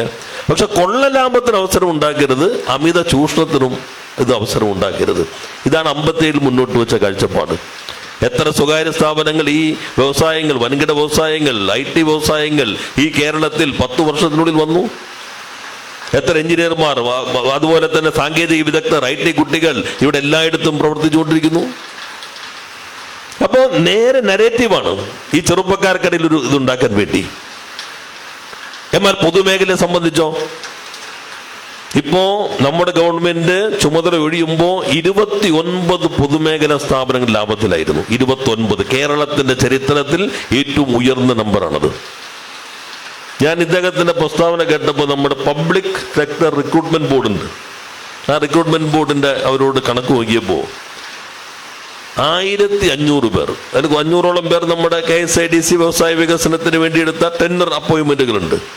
300 കാറ്റഗറികളിലായി കഴിഞ്ഞ ഈ ബോർഡ് വന്നതിന് ശേഷം 3 വർഷത്തിനുള്ളിൽ 1500 പേരെ റിക്രൂട്ട് ചെയ്ത് നിയമിച്ചു പൊതുമേഖലയുമായി ബന്ധപ്പെട്ട് കേരളത്തിൽ. എന്നാൽ അവർക്കൊരു പ്രശ്നമുണ്ട്. ഇപ്പൊ അറ്റൻഡർ മുതൽ അല്ലെങ്കിൽ കോൺട്രാക്ട്, 1 വർഷത്തിന് മുകളിലുള്ള കോൺട്രാക്ട് മുതൽ MD വരെ ഈ ബോർഡാണ് നിയമിക്കുന്നത്. അവർ താഴെയുള്ള എല്ലാ കാറ്റഗറി ഒബ്ജക്റ്റീവ് ടൈപ്പാണ്. സിസ്റ്റം ജനറേറ്റഡ് ക്വസ്റ്റ്യനും ആ പരീക്ഷ എഴുതി കഴിയുമ്പോൾ തന്നെ റാങ്കും സിസ്റ്റം തന്നെ ജനറേറ്റ് ചെയ്യും. അപ്പൊ അത് അവർക്ക് ഇത്ര താല്പര്യം ഉണ്ടാവില്ല ഈ നിയമന കാര്യങ്ങളിൽ. പക്ഷെ ഇവിടെ ഈ പൊതുമേഖലാ സ്ഥാപനങ്ങളെ ആകെ തകർക്കുന്ന രൂപത്തിലുള്ള സമീപനം മുന്നോട്ട് വയ്ക്കുന്നതിനെയാണ് പ്രതിപക്ഷ നേതാവും മുൻ ധനകാര്യ മന്ത്രിയും മുൻ റവന്യൂ മന്ത്രിയും ഉൾപ്പെടുന്ന ആളുകൾ നിയമസഭയിൽ എതിർപ്പ് രേഖപ്പെടുത്തിയത്. രണ്ടാമത്തെ ഭാഗം വൈസക്ക് ചൂണ്ടിക്കാട്ടിയ ധാതുക്കൾ സംബന്ധിച്ചുള്ളതാണ്. അപ്പൊ ചിലർ ചോദിക്കും, ഈ ധാതുക്കൾ നിങ്ങൾ ഉപയോഗിക്കണ്ടേ? മോണോസൈറ്റ് മണ്ണിനടിയിലല്ലാതെ ആ മോണോസൈറ്റ് KMML നേരത്തെ മോണോസൈറ്റ് തൊടാൻ അധികാരം ഉണ്ടായില്ല. IRക്ക് മാത്രമാണ് കേന്ദ്ര നിയമം അനുസരിച്ച് മോണോസൈറ്റ് ക്രിട്ടിക്കൽ ഈ മേജർ മിനറൽസിൽ മോണോസൈറ്റ് തൊടാൻ IRക്ക് അനുമതി ഉണ്ടായിരുന്നുള്ളൂ. ഇപ്പൊ അത് മാറി. അത് മാറിയപ്പോൾ തന്നെ KMML ഈ മണ്ണിനടിയിൽ കിടക്കുന്ന മോണോസൈറ്റ് വാല്യൂ അഡീഷന് വേണ്ടി ടെൻഡർ വിളിച്ച് ഗ്ലോബൽ ടെൻഡർ വിളിച്ചു. ആ ടെൻഡറിന്റെ അടിസ്ഥാനത്തിൽ KMML മുൻകൈയിൽ അവിടെ പദ്ധതി കഴിഞ്ഞ ഗവൺമെന്റ് തുടക്കട്ടു. പക്ഷെ KMML മുൻകൈയിലാണ്. ഈ ക്രിട്ടിക്കൽ മിനറൽ, അതാണ് ഇപ്പോ ഈ വിവാദമായി വരുന്ന സ്ഥാപനം. ഈ ക്രിട്ടിക്കൽ മിനറലാണ് നാളത്തെ ലോകത്തിന്റെ ഏറ്റവും തന്ത്രപ്രാധാന്യമേറിയ വിഭവം എന്നുള്ളത്. നമ്മുടെ mobile phone, electrical vehicle, renewable energy, എല്ലാ മേഖലയിലും ഈ ക്രിട്ടിക്കൽ മിനറൽ വേണം. ഇപ്പോൾ ഇന്ത്യ ക്രിട്ടിക്കൽ മിനറൽ ഏകദേശം 100% ഇറക്കുമതി ചെയ്യുകയാണ്. അതുകൊണ്ടാണ് രാജ്യത്തെ ഗവൺമെന്റ് ഒരു ക്രിട്ടിക്കൽ മിനറൽ മിഷൻ ഉണ്ടാക്കി, നാഷണൽ ക്രിട്ടിക്കൽ മിനറൽ മിഷൻ. അവര് നാഷണൽ ക്രിട്ടിക്കൽ മിനറൽ മിഷൻ പ്രഖ്യാപിക്കുന്നതിന് മുൻപ് ഇന്ത്യയിൽ ഏതെങ്കിലും ഒരു സംസ്ഥാനം ഈ ധാതുക്കളെ ശരിയായി ഉപയോഗിക്കുക എന്ന കാഴ്ചപ്പാടോടുകൂടി ഒരു മിഷൻ അവതരിപ്പിച്ചിട്ടുണ്ടെങ്കിൽ അത് നമ്മുടെ കഴിഞ്ഞ കേരളമാണ്. കഴിഞ്ഞ ബജറ്റിൽ നമ്മളാണ് ആദ്യം ഈ ക്രിട്ടിക്കൽ മിനറൽ മിഷൻ അവതരിപ്പിക്കുന്നത്. ആ ക്രിട്ടിക്കൽ മിനറൽ മിഷൻ വളരെ സ്പെസിഫിക് ആണ്. KMML, Keltron, NFTDC, non ferrous mineral technology development centre, Hyderabad കേന്ദ്രമാക്കിയിട്ടുള്ള സെൻട്രൽ PSU ആണ്. സെന്റർ ഓഫ് എക്സലൻസ് ആയി ക്രിട്ടിക്കൽ മിഷനകത്ത് അവർ നിശ്ചയിച്ചിട്ടുള്ള ഈ 3 സ്ഥാപനങ്ങളുടെ മുൻകൈയിലുള്ള മിഷനാണ് നമ്മൾ പ്രഖ്യാപിച്ചത്. 100 കോടി വകയിരുത്തി. ഈ ബജറ്റ് നോക്കുമ്പോൾ ഈ ബജറ്റിനകത്തും 100 കോടി വകയിരുത്തി ക്രിട്ടിക്കൽ മിനറൽ മിഷൻ തന്നെ പേരൊന്നുകൂടി മിനുക്കി. ആ മിനുക്കിയിട്ട് ഉള്ള ആ ഭാഗത്ത് ഈ 3 സ്ഥാപനങ്ങളുടെ പേരേ ഇല്ല. KMML ഇല്ല, കെൽട്രോൺ ഇല്ല, NFTDC ഇല്ല. വേറൊരു വാചകം ചേർത്തു, സ്വകാര്യ മൂലധനത്തെ ആകർഷിക്കും. യഥാർത്ഥത്തിൽ നരേന്ദ്രമോദി എന്ന ഇന്ത്യൻ പ്രധാനമന്ത്രി വരെ ഞെട്ടിയിട്ടുണ്ടാവും. കാരണം അദ്ദേഹം പോലും ഇത്രയും ധൈര്യം കാണിച്ചിട്ടില്ല. കേന്ദ്ര ക്രിട്ടിക്കൽ മിനറൽ മിഷനകത്ത് പ്രധാനപ്പെട്ടതെല്ലാം പൊതുമേഖലാ സ്ഥാപനങ്ങളാണ്. Call India, mineral corporation, IIT, അതുപോലെ NFTDC, ഇങ്ങനെ നിരവധി സ്ഥാപനങ്ങൾ, ഒപ്പം സ്വകാര്യ സ്ഥാപനങ്ങളുണ്ട്. മുൻകൈ പൊതുമേഖലയ്ക്കാണ്. ഇത് സ്ട്രാറ്റജിക്കായി വളരെ പ്രധാനപ്പെട്ട ഒരു മേഖലയാണ്. അതുകൊണ്ടാണ് സ്വകാര്യ കുത്തകകൾക്ക് വേണ്ടി തന്നെയാണ് വളരെ ശക്തമായി ഭരിക്കുന്നതെന്നറിയുന്ന യൂണിയൻ ഗവൺമെന്റ് പോലും പൊതുമേഖലയെ ചേർത്ത് വെച്ചുകൊണ്ടാണ് ഈ മിഷൻ രൂപീകരിച്ചിരിക്കുന്നത്. ആ ക്രിട്ടിക്കൽ മിനറൽ മിഷന്റെ ഭാഗമായി അവർ പ്രഖ്യാപിച്ചിട്ടുള്ള സെന്റർ ഓഫ് എക്സലൻസ് ആണ് നമ്മുടെ NFTDC, നമ്മുടെ എല്ലാ ഹൈദരാബാദ്. അതിനെയാണ് നമ്മൾ ഇതിനകത്ത് ഉൾപ്പെടുത്തി വെച്ചത്. എന്നാൽ അങ്ങനെ ഒരു പൊതുമേഖലാ സ്ഥാപനത്തെ ചേർക്കാതെ സ്വകാര്യ മൂലധനം മാത്രം മതി എന്ന് തീരുമാനിക്കുന്നത് ഇത് പൂർണ്ണമായി എഴുതി കൊടുക്കാനാണ്. ഈ സ്വകാര്യ മൂലധനം സ്വകാര്യവൽക്കരണം രണ്ടാണ്. സ്വകാര്യ മൂലധനത്തെ ഉപയോഗിക്കണം. ഒരു മേഖല പൂർണ്ണമായി സ്വകാര്യ മൂലധനത്തിന് എഴുതി കൊടുക്കുകയാണ് ചെയ്യുന്നത്. യഥാർത്ഥത്തിൽ ഇപ്പൊ ഖനനം നടത്താൻ പൊതുമേഖലയ്ക്ക് മാത്രമേ അംഗീകാരമുള്ളൂ. പുതിയ ഭേദഗതിയോടുകൂടി സ്വകാര്യ മേഖലയ്ക്ക് കൂടി കൊടുക്കാൻ കേന്ദ്രം ഇപ്പോൾ പുതിയ ഭേദഗതി കൊണ്ടുവന്നിട്ടുണ്ട്. അപ്പൊ ഇതുകൂടി ലക്ഷ്യം വെച്ചിട്ടാണ്. അപ്പൊ അതുകൊണ്ടാണ് പൂർണ്ണമായി സ്വകാര്യവൽക്കരിക്കാൻ, ധാതു സമ്പത്തിനെ സ്വകാര്യവൽക്കരിക്കാനായി ഇപ്പോൾ അവർ തീരുമാനിച്ചിരിക്കുന്നു. അപ്പൊ ചിലർക്ക് സംശയം ഉണ്ടാവും, ഈ KMML-ഉം കെൽട്രോണും NFDDC മാത്രം മതിയോ? ഇതിന് ടെക്നോളജി ഡെവലപ്പ് ചെയ്ത് വരാനുള്ളതാണ്. ഇപ്പൊ കഴിഞ്ഞ ഗവൺമെന്റ് സമയത്ത് കേരളം ഇന്ത്യയിൽ ആദ്യമായി ലിഥിയം ബാറ്ററി നമ്മൾ പ്രൊഡ്യൂസ് ചെയ്തു. ഡിജിറ്റൽ സർവകലാശാല, ടൈറ്റാനിയം, കെൽട്രോൺ, ടാറ്റ പവർ സ്വകാര്യ മേഖലയിൽ കൂട്ടി. ഈ 4 സ്ഥാപനങ്ങളെ ചേർത്ത് വെച്ചിട്ടാണ് നമ്മൾ ലിഥിയം പവർ, KDISC-ഉം വ്യവസായ വകുപ്പും ചേർന്ന് മുൻകൈയെടുത്ത് കേന്ദ്രത്തിന്റെ കൂടി സഹായത്തോടു കൂടി നമ്മൾ മുന്നോട്ട് വെച്ചു. അത് ആദ്യത്തെ പ്രൊഡക്ഷൻ നടത്താൻ പറ്റി. അപ്പൊ അങ്ങനെയുള്ള ഇവിടെയും വേണ്ടി വരും. ഈ മിനറൽ മിഷൻ വരുമ്പോൾ ക്രിട്ടിക്കൽ മിനറൽ മിഷനകത്ത് സ്വകാര്യ മൂലധനത്തെ ടെക്നോളജിക്ക് ഉപയോഗിക്കേണ്ടി വരും. പക്ഷെ മുൻകൈ നിയന്ത്രണം പൊതുമേഖലയ്ക്കാണ്. അതിനെ പൂർണ്ണമായും ഇല്ലാതാക്കിക്കൊണ്ടാണ് സ്വകാര്യ കുത്തക താല്പര്യത്തിന് വേണ്ടി ഇപ്പോ ഈ മിഷൻ അവതരിപ്പിച്ചിരിക്കും. അതാണ് സ്വകാര്യവൽക്കരണത്തിൽ. 2 സമുദ്രം നോക്കൂ, കംപ്ലീറ്റ് തീരം സ്വകാര്യ ശക്തികൾക്ക് വിട്ടുകൊടുക്കാനാണ്. നമ്മൾ ഇടതുപക്ഷ ജനാധിപത്യ മുന്നണി വരുമ്പോൾ വിഴിഞ്ഞത്തെ സംബന്ധിച്ച് വേറെ കാഴ്ചപ്പാടായിരുന്നു. ആ കാഴ്ചപ്പാടിൽ നിന്ന് മാറിയിട്ടായിരുന്നു പിന്നീട് ഉമ്മൻചാണ്ടിയുടെ ഘട്ടത്തിൽ അദാനിയെ കൊണ്ടുപോകുന്നത്. അവർ ഘട്ടം മുന്നോട്ട് പോയ സന്ദർഭത്തിൽ ഇടതുപക്ഷ ജനാധിപത്യ മുന്നണി വന്നു. പിന്നെ അത് വീണ്ടും റിവേഴ്സിലേക്ക് കൊണ്ടുപോകേണ്ടതുണ്ടോ എന്ന് ചർച്ച ചെയ്യുമ്പോഴാണ് ആ 10 മുന്നോട്ട് പോകട്ടെ, ഇത്രയും തുടങ്ങി നടന്നുകൊണ്ടിരിക്കുന്നത് കൊണ്ട് അത് വൈകിപ്പിക്കേണ്ടതില്ല, മറ്റു കാര്യങ്ങൾ പരിശോധിക്കാൻ നമ്മൾ കമ്മീഷൻ വെച്ചത്. എന്നാൽ ബാക്കി എല്ലായിടത്തും ഈ തുറമുഖങ്ങൾ, ഈ സംവിധാനങ്ങൾ എല്ലാം തന്നെ വികസിപ്പിക്കുവാൻ കാഴ്ചപ്പാടെന്താ? ഇപ്പോ ജലഗതാഗതം ശക്തിപ്പെടുത്തും. അപ്പോൾ ഉടൻ തന്നെ മാധ്യമങ്ങൾ, നമുക്കൊരു സൗകര്യമുള്ളത് ഇപ്പോൾ KSRTC എങ്ങാനും ബസ്സിന്റെ സൗജന്യമാക്കുന്നത് കൊടുത്ത നമ്മളാണെങ്കിൽ മനോരമയിലെ പരസ്യം മാത്രമേ ഉണ്ടാവുള്ളൂ.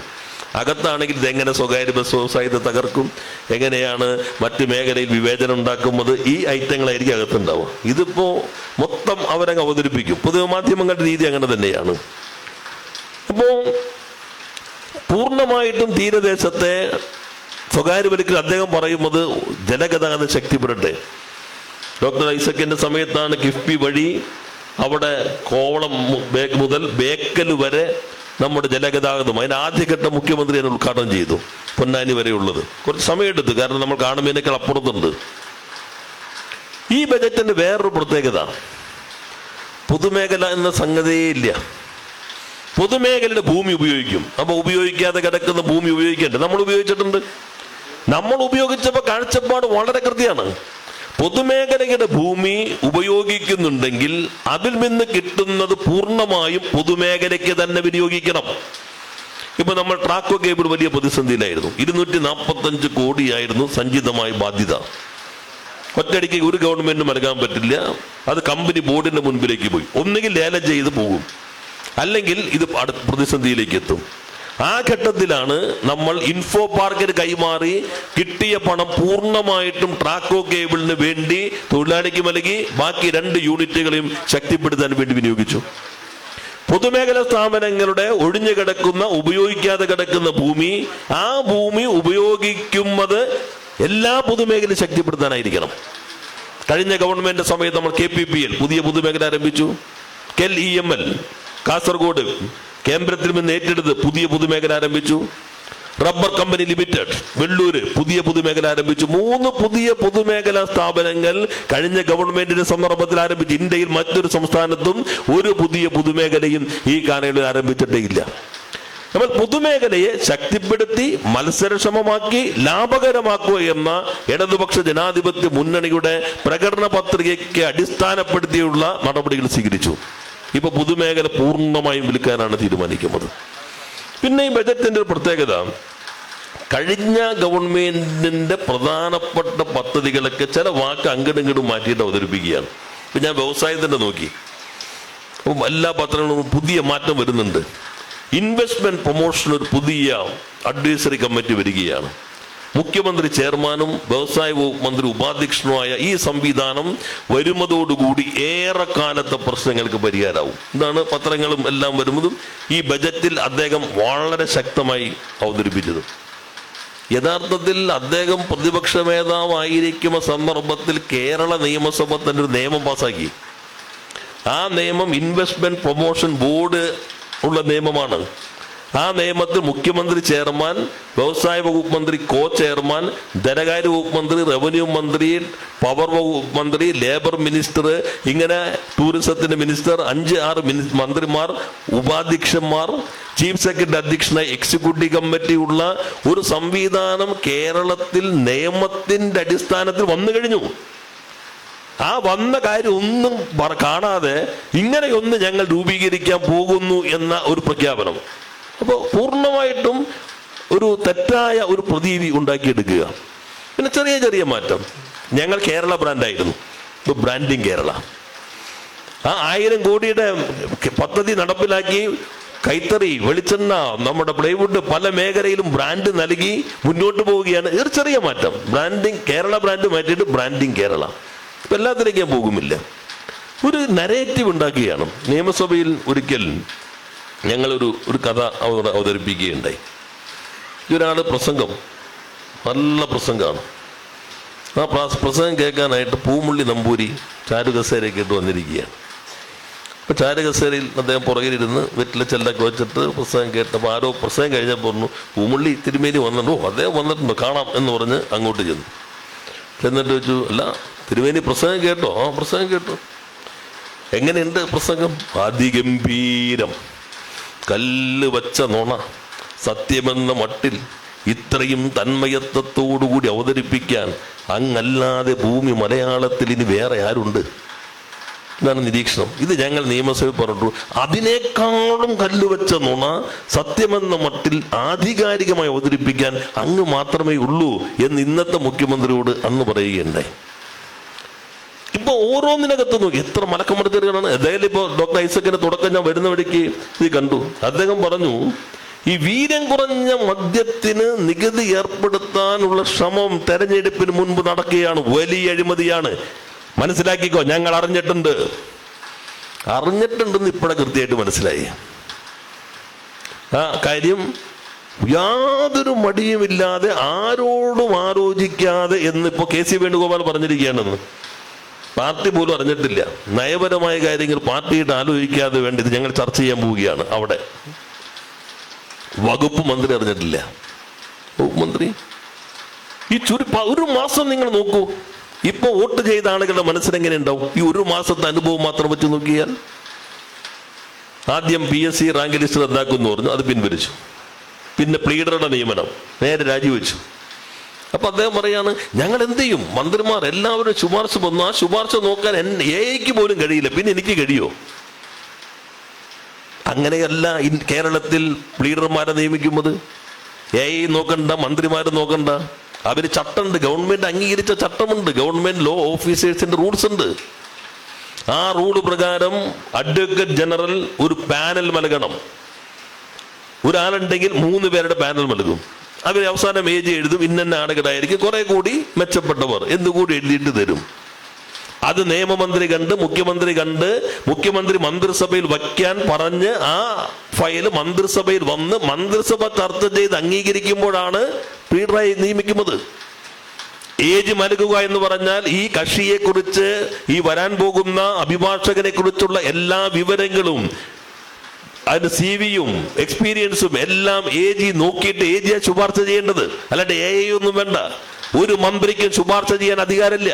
വേണമെങ്കിൽ ഇയാൾ കൊള്ളാമെന്നൊക്കെ വേണമെങ്കിൽ പറയാന്നല്ലാതെ മന്ത്രിസഭയിൽ വരുമ്പോ ഒരു മന്ത്രിക്കും ഇല്ല. മുഖ്യമന്ത്രിക്ക് നേരെ ശുപാർശ ചെയ്യാൻ പറ്റില്ല. എന്നാൽ ദേവസ്വത്തിന് വേണ്ടി മാത്രം പ്രത്യേകം, ദേവസ്വത്തിന് വേണ്ടി ഒരാളെ ശുപാർശ ചെയ്യാൻ AGക്ക് പറ്റില്ല. കാരണം അങ്ങനെ ഒരു പോസ്റ്റ് ഇല്ല. ഉള്ള പോസ്റ്റിലേക്കല്ലേ ശുപാർശ ചെയ്യാൻ പറ്റുള്ളൂ. 10 വർഷമായി അങ്ങനെ ഒരു പോസ്റ്റ് ഇല്ല. അതിന് മുൻപും പോസ്റ്റ് ഇല്ല. അപ്പൊ ഈ പേര് അവിടെ നിന്ന് വന്നു. ആ വക്കീലോ കഴിഞ്ഞ തെരഞ്ഞെടുപ്പിലും അതിന് മുൻപത്തെ തെരഞ്ഞെടുപ്പിലും വലിയ തോതിൽ UDF ഉപയോഗിച്ച സ്വർണ്ണക്കൊള്ളയുടെ ഏറ്റവും പ്രധാനപ്പെട്ട കമ്പനിയുടെ വക്കീൽ, സോണിയാഗാന്ധിക്കൊപ്പം ഈ എല്ലാ പ്രതികളും കൂടി വിൽക്കുന്ന 2 ചിത്രത്തിലും വരുന്ന കമ്പനിയുടെ അഭിഭാഷകനെ ഗവൺമെന്റിന്റെ അഭിഭാഷകനെ നിയമിച്ചു. രാജിവെക്കാൻ നിർബന്ധിതന്. അപ്പൊ പത്രങ്ങൾ തെറ്റ് മനസ്സിലായി അപ്പൊ തന്നെ തിരുത്തി. ഇത് തെറ്റല്ല, ആസൂത്രിതമായിട്ടാണ്. അദ്ദേഹം ചാർജ് എടുത്തു. ചാർജ് എടുത്തില്ല രാജിവെക്കണ്ട, നേരെ ഗവൺമെന്റ് ഓർഡർ റദ്ദാക്കിയാൽ മതി. അതിവേഗതയിൽ ചാർജ് എടുത്തു. ദേവസ്വത്തിന്റെ തന്നെ ചാർജ് എടുത്തു. അദ്ദേഹം ഹിന്ദു പത്രത്തിന് അഭിമുഖവും നൽകി. അപ്പോ ആ ചുരുങ്ങിയ സമയത്തിലൊക്കെ എന്ത് നടന്നിട്ടുണ്ടാകും? ഇങ്ങനെ പലതും അതിവേഗതയിൽ തുറന്നു കാട്ടപ്പെടുന്നുണ്ട്. ഈ ബജറ്റ് ഈ ഗവൺമെന്റിന്റെ ശരിയായ സ്വഭാവത്തെ ജനങ്ങളുടെ മുൻപിൽ അവതരിപ്പിക്കാൻ സഹായകരമായി. അത് നേരത്തെ സഖാവ് ഐസക് പറഞ്ഞതുപോലെ കേരളത്തിൽ വലിയ ചർച്ചകൾക്കും വലിയ മാറ്റങ്ങൾക്ക് തുടക്കം കുറിക്കും എന്ന് തന്നെയാണ് ഞാൻ കരുതുന്നത്. അതിന് ചർച്ച കൂടി സഹായകരമാകും എന്ന് പ്രതീക്ഷിച്ചുകൊണ്ട് വാക്കുകൾ അവസാനിപ്പിക്കുന്നു. എല്ലാവർക്കും അഭിവാദ്യങ്ങൾ. ഇവിടെ വന്ന ചോദ്യങ്ങളോട് ഐസക് സാവ് പ്രതികരിക്കും. നമ്മുടെ ഇവിടെ ഐസക് സാവിന്റെ തന്നെ 8 പുസ്തകങ്ങൾ ഇവിടെ വിൽപ്പനയ്ക്കുണ്ട്. അപ്പോൾ അതുപോലെ തന്നെ പി ജയരാജൻ സാവ് രചിച്ച സനാതനികളുടെ ഹിന്ദുത്വ വഴികൾ എന്ന പുസ്തകവും ഇവിടെ വിൽപ്പനയ്ക്കുണ്ട്. 20% ഡിസ്കൗണ്ടും ഉണ്ട്. അപ്പോൾ കഴിയുന്നവരെല്ലാവരും വാങ്ങുകയും വേണം. ഐസക് സാവ് വന്ന ചോദ്യങ്ങളോട് പ്രതികരിക്കും.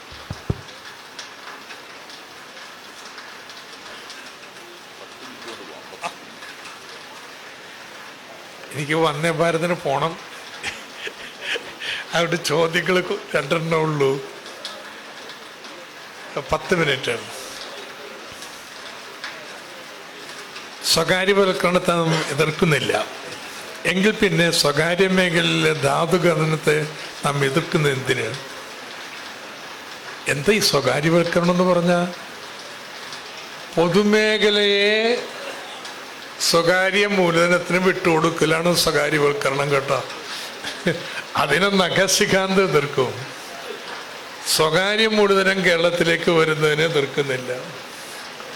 ധാതു മേഖലയിൽ ഈ കടന്നുവരവിൻ്റെ പ്രത്യാഘാതങ്ങളെക്കുറിച്ച് സർ രാജീവ് പറഞ്ഞു കഴിഞ്ഞു. ഒന്ന്, നമ്മുടെ പൊതുമേഖലാ സ്ഥാപനമുണ്ട്. അതിൻ്റെ താല്പര്യങ്ങൾ സംരക്ഷിച്ചുകൊണ്ട് ആ പൊതുമേഖലയുടെ മുൻകൈയിലാണ് നടക്കുന്നത്. പൊതുമേഖല മാത്രമല്ല, സ്വകാര്യ മേഖലയ്ക്കും പങ്കുണ്ടാവും. പക്ഷെ പൊതുമേഖലയുടെ മുൻകൈ നിലനിർത്തിക്കൊണ്ടാണെങ്കിൽ ഇതിൻ്റെ വലിയ ഭീമമായിട്ടുള്ള ലാഭത്തിൽ വലിയൊരു പങ്ക് സംസ്ഥാനത്തിന് കിട്ടും. 2, ഞാൻ പറഞ്ഞ കാര്യം, ഇതിൻ്റെ വിപരീത ഫലങ്ങളുണ്ട്. പ്രകൃതിയിലും തീരദേശത്തും എല്ലാം ഉണ്ടാക്കുന്നത്. അതിനെ സാമൂഹ്യ നിയന്ത്രണം ഏർപ്പെടുത്താൻ നമുക്ക് കഴിയും. അതുകൊണ്ടാണ് മത്സ്യത്തൊഴിലാളികളെല്ലാം എതിർക്കുന്നത്. നമ്മൾ അവരോടൊപ്പമാണ്. ആ മുൻകരുതലുകൾ ചെയ്ത് ഉറപ്പിച്ചുകൊണ്ട് വേണം ധാതുഖനനം. വിദേശ സർവകലാശാലയുടെ കേരളത്തിലേക്കുള്ളവരെ നാം എതിർക്കുന്നത് ശരിയാണോ? നമ്മുടെ വിദ്യാഭ്യാസത്തെ ഏറ്റവും ഉന്നതമായ നിലയിലേക്ക് കൊണ്ടുപോകണം. അതിന് വിദേശ സഹകരണമാകാം. പക്ഷെ അവർ വന്ന് കോളേജ് ഇവിടെ സ്ഥാപിക്കേണ്ട കാര്യമില്ല. അതാണ് നമ്മുടെ നിലപാട്. അപ്പം ചോദിച്ചേക്കും, സ്വകാര്യ സർവകലാശാലയെ ഇപ്പോൾ അനുവദിക്കുന്നതിന് നമ്മുടെ അനുവാദമില്ലെങ്കിലും സ്വകാര്യ സർവകലാശാല വരാം. അപ്പോൾ വരുന്ന സർവകലാശാലയെ നമ്മുടെ ഒരു സാമൂഹ്യ നിയന്ത്രണത്തിൽ കൊണ്ടുവരാൻ വേണ്ടിയിട്ടാണ് നമ്മൾ നിയമം പാസ്സാക്കിയിട്ടുള്ളത്. കേരള ബഡ്ജറ്റ് നവലിബറൽ നയങ്ങളെ അടിസ്ഥാനമാക്കിയതുള്ളതാണ്. ആ നവലിബറൽ നയങ്ങൾ ലോകത്ത് പരാജയപ്പെട്ടുകൊണ്ടിരിക്കുകയാണ്. ശരിയാണ്, പരാജയപ്പെട്ടുകൊണ്ടിരിക്കുന്നു. അതുകൊണ്ട് മുതലാളിത്തം കൊണ്ട് പെട്ടെന്ന് സ്വയം ഒന്നും മാറത്തില്ല കേട്ടോ. ഈ പരാജയപ്പെട്ടുകൊണ്ടിരിക്കുമ്പോഴും ആഗോളമായിട്ട് 3-3.5% വേഗതയിൽ വളരുന്നുണ്ട്. എന്നാൽ 2ാം ലോക മഹായുദ്ധം കഴിഞ്ഞ് ലോക സമ്പദ്ഘടന വളരുന്ന വേഗത അതിനേക്കാൾ വളരെ കുറവാണ്. ഇപ്പോൾ ഈ ശാസ്ത്ര സാങ്കേതിക വിദ്യകളെല്ലാം ഉണ്ടായപ്പോഴും ഉള്ള വളർച്ച. 2 വെല്ലുവിളിയാണ് ഈ നിയോ ലിബറൽ നയങ്ങൾ നേരിടുന്നത്. ഒന്ന്, ഭൂരിപക്ഷം ജനങ്ങൾക്കും ഇതിൻ്റെ നേട്ടം ഉണ്ടാവുന്നില്ല. അസമത്വം ക്രമാതീതമായിട്ട് വളരുന്നു. അതിൻ്റെ ഫലമായിട്ട് ഈ ഉൽപ്പാദിപ്പിക്കുന്ന കാര്യങ്ങൾ വിറ്റഴിക്കാനുള്ള പ്രയാസം കൂടുതൽ കൂടുതൽ വരികയാണ്. ഇതാണ് ഒരു വരിത. രണ്ടാമത്തത്, കൂടുതൽ കൂടുതൽ വിഭവങ്ങൾ വിനിയോഗിക്കാൻ, ഈ വളർച്ച നിലനിർത്താൻ അവർ നിർബന്ധിതരാണ്. എന്തുകൊണ്ടാ കടലിനടിയിലേക്ക് ഇപ്പോൾ പോണേ? എന്തുകൊണ്ട് ആർട്ടിക്കിനടിയിലേക്ക് പോണത്? ഈ എക്സ്പോണൻഷ്യൽ റേറ്റ് നിലനിർത്താൻ ഇവ എടുത്തേ പറ്റൂ. പക്ഷെ അത് സൃഷ്ടിക്കുന്ന പ്രകൃതിയിലെ പ്രത്യാഘാതങ്ങൾ ചെറുതല്ല കേട്ടോ. ദേവി പറഞ്ഞിരുന്നതേ, ലോകത്തെ താപനില പ്രീ ഇൻഡസ്ട്രിയൽ നിലയിൽ നിന്ന് 1.5% 2050 ആവുമ്പോഴേക്കും ഉയരും. അത് തടയാൻ നമ്മൾ നടപടി എടുക്കണം അടിയന്തരമായിട്ടെന്നുള്ളതാണ്. ഈ ട്രംപും ബാക്കിയുള്ള ഫാർ റൈറ്റ് ഒരാളിതൊന്നും അംഗീകരിക്കുന്നില്ല. ഇപ്പോൾ പറയുന്നത് നമ്മൾ 2030 ആവുമ്പോഴേക്കും 1.5%. ഇങ്ങനെ പോയാൽ 2060 3% താപനില ഉയരാം. മനുഷ്യവാസം സാധ്യമല്ലാത്ത നിലയിലേക്ക് വരുന്നു. ഇതാണ് ന്യൂ ലിബറലിസം നേരിടുന്ന വെല്ലുവിളികൾ. അതിൻ്റെ പരിഹാരത്തിലേക്ക് ഞാൻ പൂർണ്ണമായിക്കോണമെന്നില്ല. ഒരു ചോദ്യം കൂടി, ഉപചോദ്യം. യാനീസ് വാരൂഫാക്കിസ് ടെക്നോ ഫ്യൂഡിസമാണ് ഇന്നത്തെ അവസ്ഥയെന്ന് പറയുന്നു. അപ്പോൾ അത്രക്ക് അധപ്പതിച്ച് കഴിഞ്ഞുള്ളതെന്നാണ്. ഞാൻ വാരൂഫാക്കിസിൻ്റെ എല്ലാം വായിക്കാറുണ്ട്. പക്ഷെ ഇന്ന് നിലനിൽക്കുന്ന ഫ്യൂഡലിസം ആണെന്ന് ഞാൻ കരുതുന്നില്ല. എന്താ ഫ്യൂഡലിസം എന്ന് വിളിക്കാൻ കാരണം? ഈ മൂലധന ശക്തികൾ ജന്മിമാരെ പോലെ പ്രത്യേകിച്ച് ഒന്നും ചെയ്യാതെ ഈ ശാസ്ത്ര മികവിൻ്റെ അവിടെ കൈപ്പിടിയിലുള്ളത് കൊണ്ട് റെൻ്റാണ് കളക്ട് ചെയ്യുന്നത്. ജന്മി വെറുതെ പാട്ടം ശേഖരിച്ചിരുന്ന പോലെ ഈ പുതിയ മുതലാളി വർഗം ഈ ശാസ്ത്ര സാങ്കേതിക വിദ്യയുടെ നിയന്ത്രണം ഉപയോഗിച്ചുകൊണ്ട് ഇതെടുക്കുകയാണെന്നാണ്. അതൊരു സ്വല്പം അതിശയോക്തിയാണ്. കാരണം ശാസ്ത്ര സാങ്കേതിക വിപ്ലവം എത്ര വേഗത്തിൽ എന്തെല്ലാമാണ് പുതിയ സാങ്കേതികങ്ങൾ വികസിച്ചുകൊണ്ടിരിക്കുന്നത്. നമ്മുടെ കൺമുമ്പിലെല്ലാം മാറിക്കൊണ്ടിരിക്കുന്നു. അതുകൊണ്ട് ജന്മിത്തം പോലെ ഇവരുടെ നിയന്ത്രണം മൂലം ഇതെല്ലാം അവസാനിച്ചു എന്ന് പറയുന്നത് അതിലളിതമായ ഒന്നായിരിക്കും. പക്ഷേ നമ്മുടെ സമരത്തിന് ശരിയായ ദിശ പകരാൻ ഇക്കാര്യങ്ങൾ കൂടി വിശദീകരിക്കേണ്ടതല്ലേ? നിശ്ചയമായിട്ടും വേണ്ടതാണ്. എന്നാൽ നമ്മുടെ സമയത്തിൻ്റെ പരിമിതിയും പലരുണ്ട്. രാജീവ് ഇപ്പോൾ വലിയൊരു ഭാഗം എങ്ങനെയാണ്, ഇറ്റ്സ് വെരി ഇമ്പോർട്ടൻറ്റ്. ഇത് എനിക്ക് അത്ഭുതം തോന്നുന്നുണ്ട്. ഈ പറയുന്നതൊക്കെ ആദ്യമായിട്ട് എന്തോ കേരളം കേൾക്കുന്ന മട്ടിലാണ് ഈ പത്രങ്ങളൊക്കെ എഴുതുന്നത്. നമ്മൾ ഈ 10 വർഷമായിട്ട് പറഞ്ഞുകൊണ്ടിരുന്നത് ഈ എന്താ നോളജ് വാലി, ഈ പറയുന്നതൊക്കെ ഇടതുപക്ഷത്തിന് മാനിഫെസ്റ്റോ വേണമെങ്കിൽ തുണി വായിച്ചു നോക്കണം. ഇത് മുഴുവനും ഉള്ളതാണ്. അപ്പം എനിക്ക് തോന്നിയ ഒരു കാര്യം എന്താണെന്നറിയാമോ? കേരളത്തിൻ്റെ വികസനത്തിന് സംബന്ധിച്ച് കോൺസെൻസസ് ആയില്ലെങ്കിലും നമ്മൾ വെച്ച കാര്യങ്ങൾ ഒരു ഹെജിമണി കേരളത്തിലുണ്ടായിരുന്നു. ഭൂപരിഷ്കരണം വേണം, വിദ്യാഭ്യാസം വേണം, ആരോഗ്യ സംവിധാനങ്ങൾ മെച്ചപ്പെടണം. അതിൻ്റെ പുറത്താണ് കേരളം നീങ്ങിയത്. 2016 മുതലുള്ള 10 വർഷക്കാലം നവകേരളത്തിൻ്റെ, നാളത്തെ കേരളത്തിൻ്റെ ഇന്നത്തെ സാഹചര്യത്തിൽ എങ്ങനെ വേണം എന്നുള്ളതിന് നമ്മൾ വെച്ച ആശയങ്ങൾ കേരളത്തിൻ്റെ മണ്ഡലത്തിൽ നിന്ന് ഒരു പുതു അംഗീകാരം വന്നിട്ടുണ്ട്. അതുകൊണ്ടാണ് വേറെ പേരിട്ട് ഇതിനൊക്കെ വിളിക്കാൻ നിർബന്ധിതരായിത്തീരുന്നത്. പക്ഷെ ഇന്ന് പിന്നെ വ്യത്യാസം എന്താ? അതിനുള്ള പോംവഴിയില്ല, അതിനുള്ള ഒരു ഫിനാൻഷ്യൽ തന്ത്രമില്ല. ഉള്ള തന്ത്രമാവട്ടെ സ്വകാര്യ മേഖലയും സ്വകാര്യവൽക്കരണത്തെയും പരിപൂർണമായി ഊന്നിക്കൊണ്ടുള്ളതാണ്. ആ ജനങ്ങളുടെ താല്പര്യങ്ങളെ അവഗണിക്കും. അതുകൊണ്ട് നമ്മൾ നഖശിഖാന്തം ആ വ്യതിയാനത്തെ എതിർക്കും. Thank you very much. അടുത്തായി തോമസ് മാഷ് സംസാരിക്കും.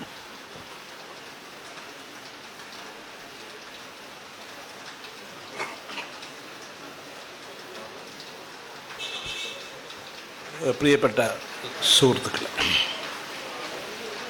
കഴിഞ്ഞ വെള്ളിയാഴ്ച വി.ഡി. സതീശൻ അവതരിപ്പിച്ച ബഡ്ജറ്റിനെ കുറിച്ചുള്ള ചർച്ചകളാണ് ഇന്ന് കേരളത്തിലും പുറത്തും വ്യാപകമായി നടക്കുന്നത്. ഞാൻ സാധാരണ എല്ലാ ചൊവ്വാഴ്ചയും ഒരു ലേഖനം, അതെൻ്റെ പേര് വെച്ചല്ല, പേര് വെച്ച് എഴുതുന്നതിന് ചില ബുദ്ധിമുട്ടുള്ളതുകൊണ്ട് പേര് വെക്കാതെ എഴുതി കൊടുക്കാം. അതുപോലെ ലേഖനം തയ്യാറാക്കിയ സന്ദർഭത്തിലാണ് സതീശൻ എന്നെ വിളിക്കുന്നത്. ഈ ബഡ്ജറ്റിൻ്റെ അപകടം എവിടെയാണ്? ഒന്ന്, സ്വകാര്യവൽക്കരണം തന്നെയാണ്. ഞാൻ കഴിഞ്ഞ 10 ദിവസങ്ങൾക്ക് മുമ്പ് ഒരു യൂറോപ്യൻ പര്യടനത്തിന് വേണ്ടി നമ്മുടെ കൊച്ചി എയർപോർട്ടിൽ നിന്നും എയർ ഇന്ത്യയിൽ, പ്രത്യേകം എടുത്തു പറയുന്ന എയർ ഇന്ത്യയിൽ യാത്ര ചെയ്ത് ബോംബെയിലെത്തി. പഴയ ബോംബെ എയർപോർട്ടല്ല, സിവിൽ ഏവിയേഷൻ ഡിപ്പാർട്ട്മെൻറ്റ് എയർപോർട്ടല്ല, അത് അദാനിയുടെ എയർപോർട്ടാണ്. ആ എയർപോർട്ടിൽ നിന്ന് തന്നെ ഞാൻ ലണ്ടനിലേക്ക് പോയി. അങ്ങനെ ഞാൻ യാത്ര ചെയ്യുമ്പോൾ, ഞാൻ 50 വർഷക്കാലമായി യാത്ര ചെയ്യുന്നതാണ്, ഞാൻ കണ്ട പ്രത്യേകത, ഞാൻ ബോംബെ എയർപോർട്ടിൽ ചെന്ന് ട്രോളി എടുത്തപ്പോൾ അതിന് കാശ് കൊടുക്കണം. ട്രോളിക്ക് പൈസ കൊടുത്താലേ എടുക്കാൻ പറ്റത്തുള്ളൂ. എൻ്റെ ലഗേജ് ഇത് സഹായം വേണമെങ്കിൽ 500 രൂപ കൊടുക്കണം. ഇപ്പോൾ ഡൽഹി പോകുന്നവർക്ക് അറിയാം, ലഗേജ് എടുക്കണമെങ്കിൽ 500 രൂപ കൊടുക്കണം. നമ്മുടെ തിരുവനന്തപുരത്തെ സ്ഥിതി അതുതന്നെയാണ്. ഇപ്പോൾ ഒരു സ്വകാര്യവൽക്കരണം എപ്പോൾ തുടങ്ങിയ ഈ ആശയങ്ങൾ? ഇന്നലെ സതീശൻ കഴിഞ്ഞ വെള്ളിയാഴ്ച അവതരിപ്പിച്ച് തുടങ്ങിയതല്ല. കേരളത്തിൽ ഒരു തിരഞ്ഞെടുപ്പ് വരുന്ന പശ്ചാത്തലത്തിൽ RSS നേതൃത്വം കൊടുക്കുന്ന BJP സതീശനെ പോലെ വളരെ രഹസ്യബന്ധങ്ങൾ, ഇവരുമായുള്ള രാഷ്ട്രീയ കാഴ്ചപ്പാടുകളും കേരളത്തിൻ്റെ തിരഞ്ഞെടുപ്പ് ഫലത്തെ തന്നെ ബന്ധപ്പെട്ടിട്ടുണ്ട് എന്നാണ് പലപ്പോഴും കാണാൻ കഴിഞ്ഞിട്ടുള്ളത്. എന്തൊരു അറ്റാക്കായിരുന്നു ഈ ഗവൺമെൻറ്റിനെതിരായി. 5 വർഷം കഴിഞ്ഞു, 10 വർഷമാകുന്നു. ഇനി ഒരിക്കൽ കൂടി ഇടതുമുന്നണി വന്നാൽ കമ്മ്യൂണിസ്റ്റ് പാർട്ടി ഉണ്ടാവില്ല എന്നുള്ളതായിരുന്നു ഏറ്റവും വലിയ പ്രചരണം. നടത്തിയതാരാ? മലയാള മനോരമയെ പോലെയുള്ള പത്രങ്ങൾ. അതിൻ്റെ പുറകിലൊരു അജണ്ടയുണ്ട്. ആ അജണ്ട നാം കാണുന്നത് കോൺഗ്രസ് പാർട്ടിയിൽ എത്രയോ വർഷക്കാലം പ്രവർത്തിച്ചതാണെന്ന നിലയിൽ മുഖ്യമന്ത്രിമാരെ തീരുമാനമെടുക്കുന്നത് ഹൈക്കമാൻഡാണെങ്കിലും വിജയിച്ച ജനപ്രതിനിധികളുടെ അഭിപ്രായം സ്വീകരിച്ചതിന് ശേഷമായിരിക്കും തീരുമാനമെടുക്കുക. മാറ്റൊന്നുണ്ടാവില്ല. ഇപ്രാവശ്യം എന്താ നടന്നത്? വിജയിച്ച കോൺഗ്രസ് MLA-മാരുടെ അഭിപ്രായമല്ല, മറ്റു രീതിയിലുള്ള വലിയ ബഹളവും സമരവും ഘടകകക്ഷികളുടെ അഭിപ്രായങ്ങളും വന്ന് നമ്മുടെ തെരുവീതി, ആദ്യമായിട്ടാണ് കേരളത്തിലെ തെരുവീതികളിൽ മുഖ്യമന്ത്രി ആരാകണം എന്നൊരു പ്രക്ഷോഭം നടത്തിയത്. അങ്ങനെ നടത്തിയ പ്രക്ഷോഭത്തിൽ അവസാനം സതീശൻ മുഖ്യമന്ത്രിയാണ്. ഞാൻ സതീശനാകുന്ന എനിക്ക് വിരോധമല്ല, ഞാൻ എൻ്റെ വിദ്യാർത്ഥിയാണ്. സതീശനാകുന്ന രീതി അത് കോൺഗ്രസ് കാലാകാലങ്ങളിലായി തുടരുന്ന രീതിയല്ല. ആഘോഷത്തോടുകൂടി ഈ UDF-ലെ പ്രധാനപ്പെട്ട ഒരു കക്ഷിയുടെ പിന്തുണയോടുകൂടി മുഖ്യമന്ത്രിയാണ്. മുഖ്യമന്ത്രി പദം ഏറ്റെടുക്കുന്നതിന് മുമ്പ് അദ്ദേഹം എങ്ങോട്ടാണ് പോയത്? മംഗലാപുരത്ത് നമ്മളിപ്പോൾ ഇവിടെ ഡിസ്കസ് ചെയ്ത അദാനി ഗ്രൂപ്പിൻ്റെ പ്രധാനപ്പെട്ട ആളുകളെ കാണുന്നു. അദ്ദേഹം വകുപ്പ് തിരഞ്ഞെടുക്കുന്നു. ഞാൻ ഇതിനെക്കുറിച്ച് എഴുതിയതാണ്. മുഖ്യമന്ത്രി ധനകാര്യം ഏറ്റെടുക്കുന്നത് കേരളത്തിൽ ഇതിനു മുമ്പ് നടന്നിട്ടില്ല. അദ്ദേഹം തന്നെ തുറമുഖം ഏറ്റെടുക്കുന്നു. കേരളം ഉണ്ടായതിനു ശേഷം എന്നൊക്കെ UDF അധികാരത്തിൽ കടന്നു വന്നിട്ടുണ്ടോ, കോൺഗ്രസ് അതിൻ്റെ കൂടെ നിൽക്കുന്നുണ്ടോ, അന്ന് ഫിഷറീസ് എടുക്കുന്നത് കോൺഗ്രസ്സാണ്. ഇവിടെ ഇപ്പം എന്താ സംഭവിച്ചിരിക്കുന്നത്? തുറമുഖം എടുത്തിരിക്കുന്നത് മുഖ്യമന്ത്രിയാണ്, അതിനൊരു ലക്ഷ്യമുണ്ട്. ഫിഷറീസ് എടുത്തിരിക്കുന്നത് ലീഗാണ്, അതിൽ മിനറൽസ് ഉൾപ്പെടെയുള്ള ഖനനം എടുത്തിരിക്കുന്നത് കുഞ്ഞാലിക്കുട്ടി സാഹിബ്. ഇതൊരു ചെറിയ കാര്യമല്ല.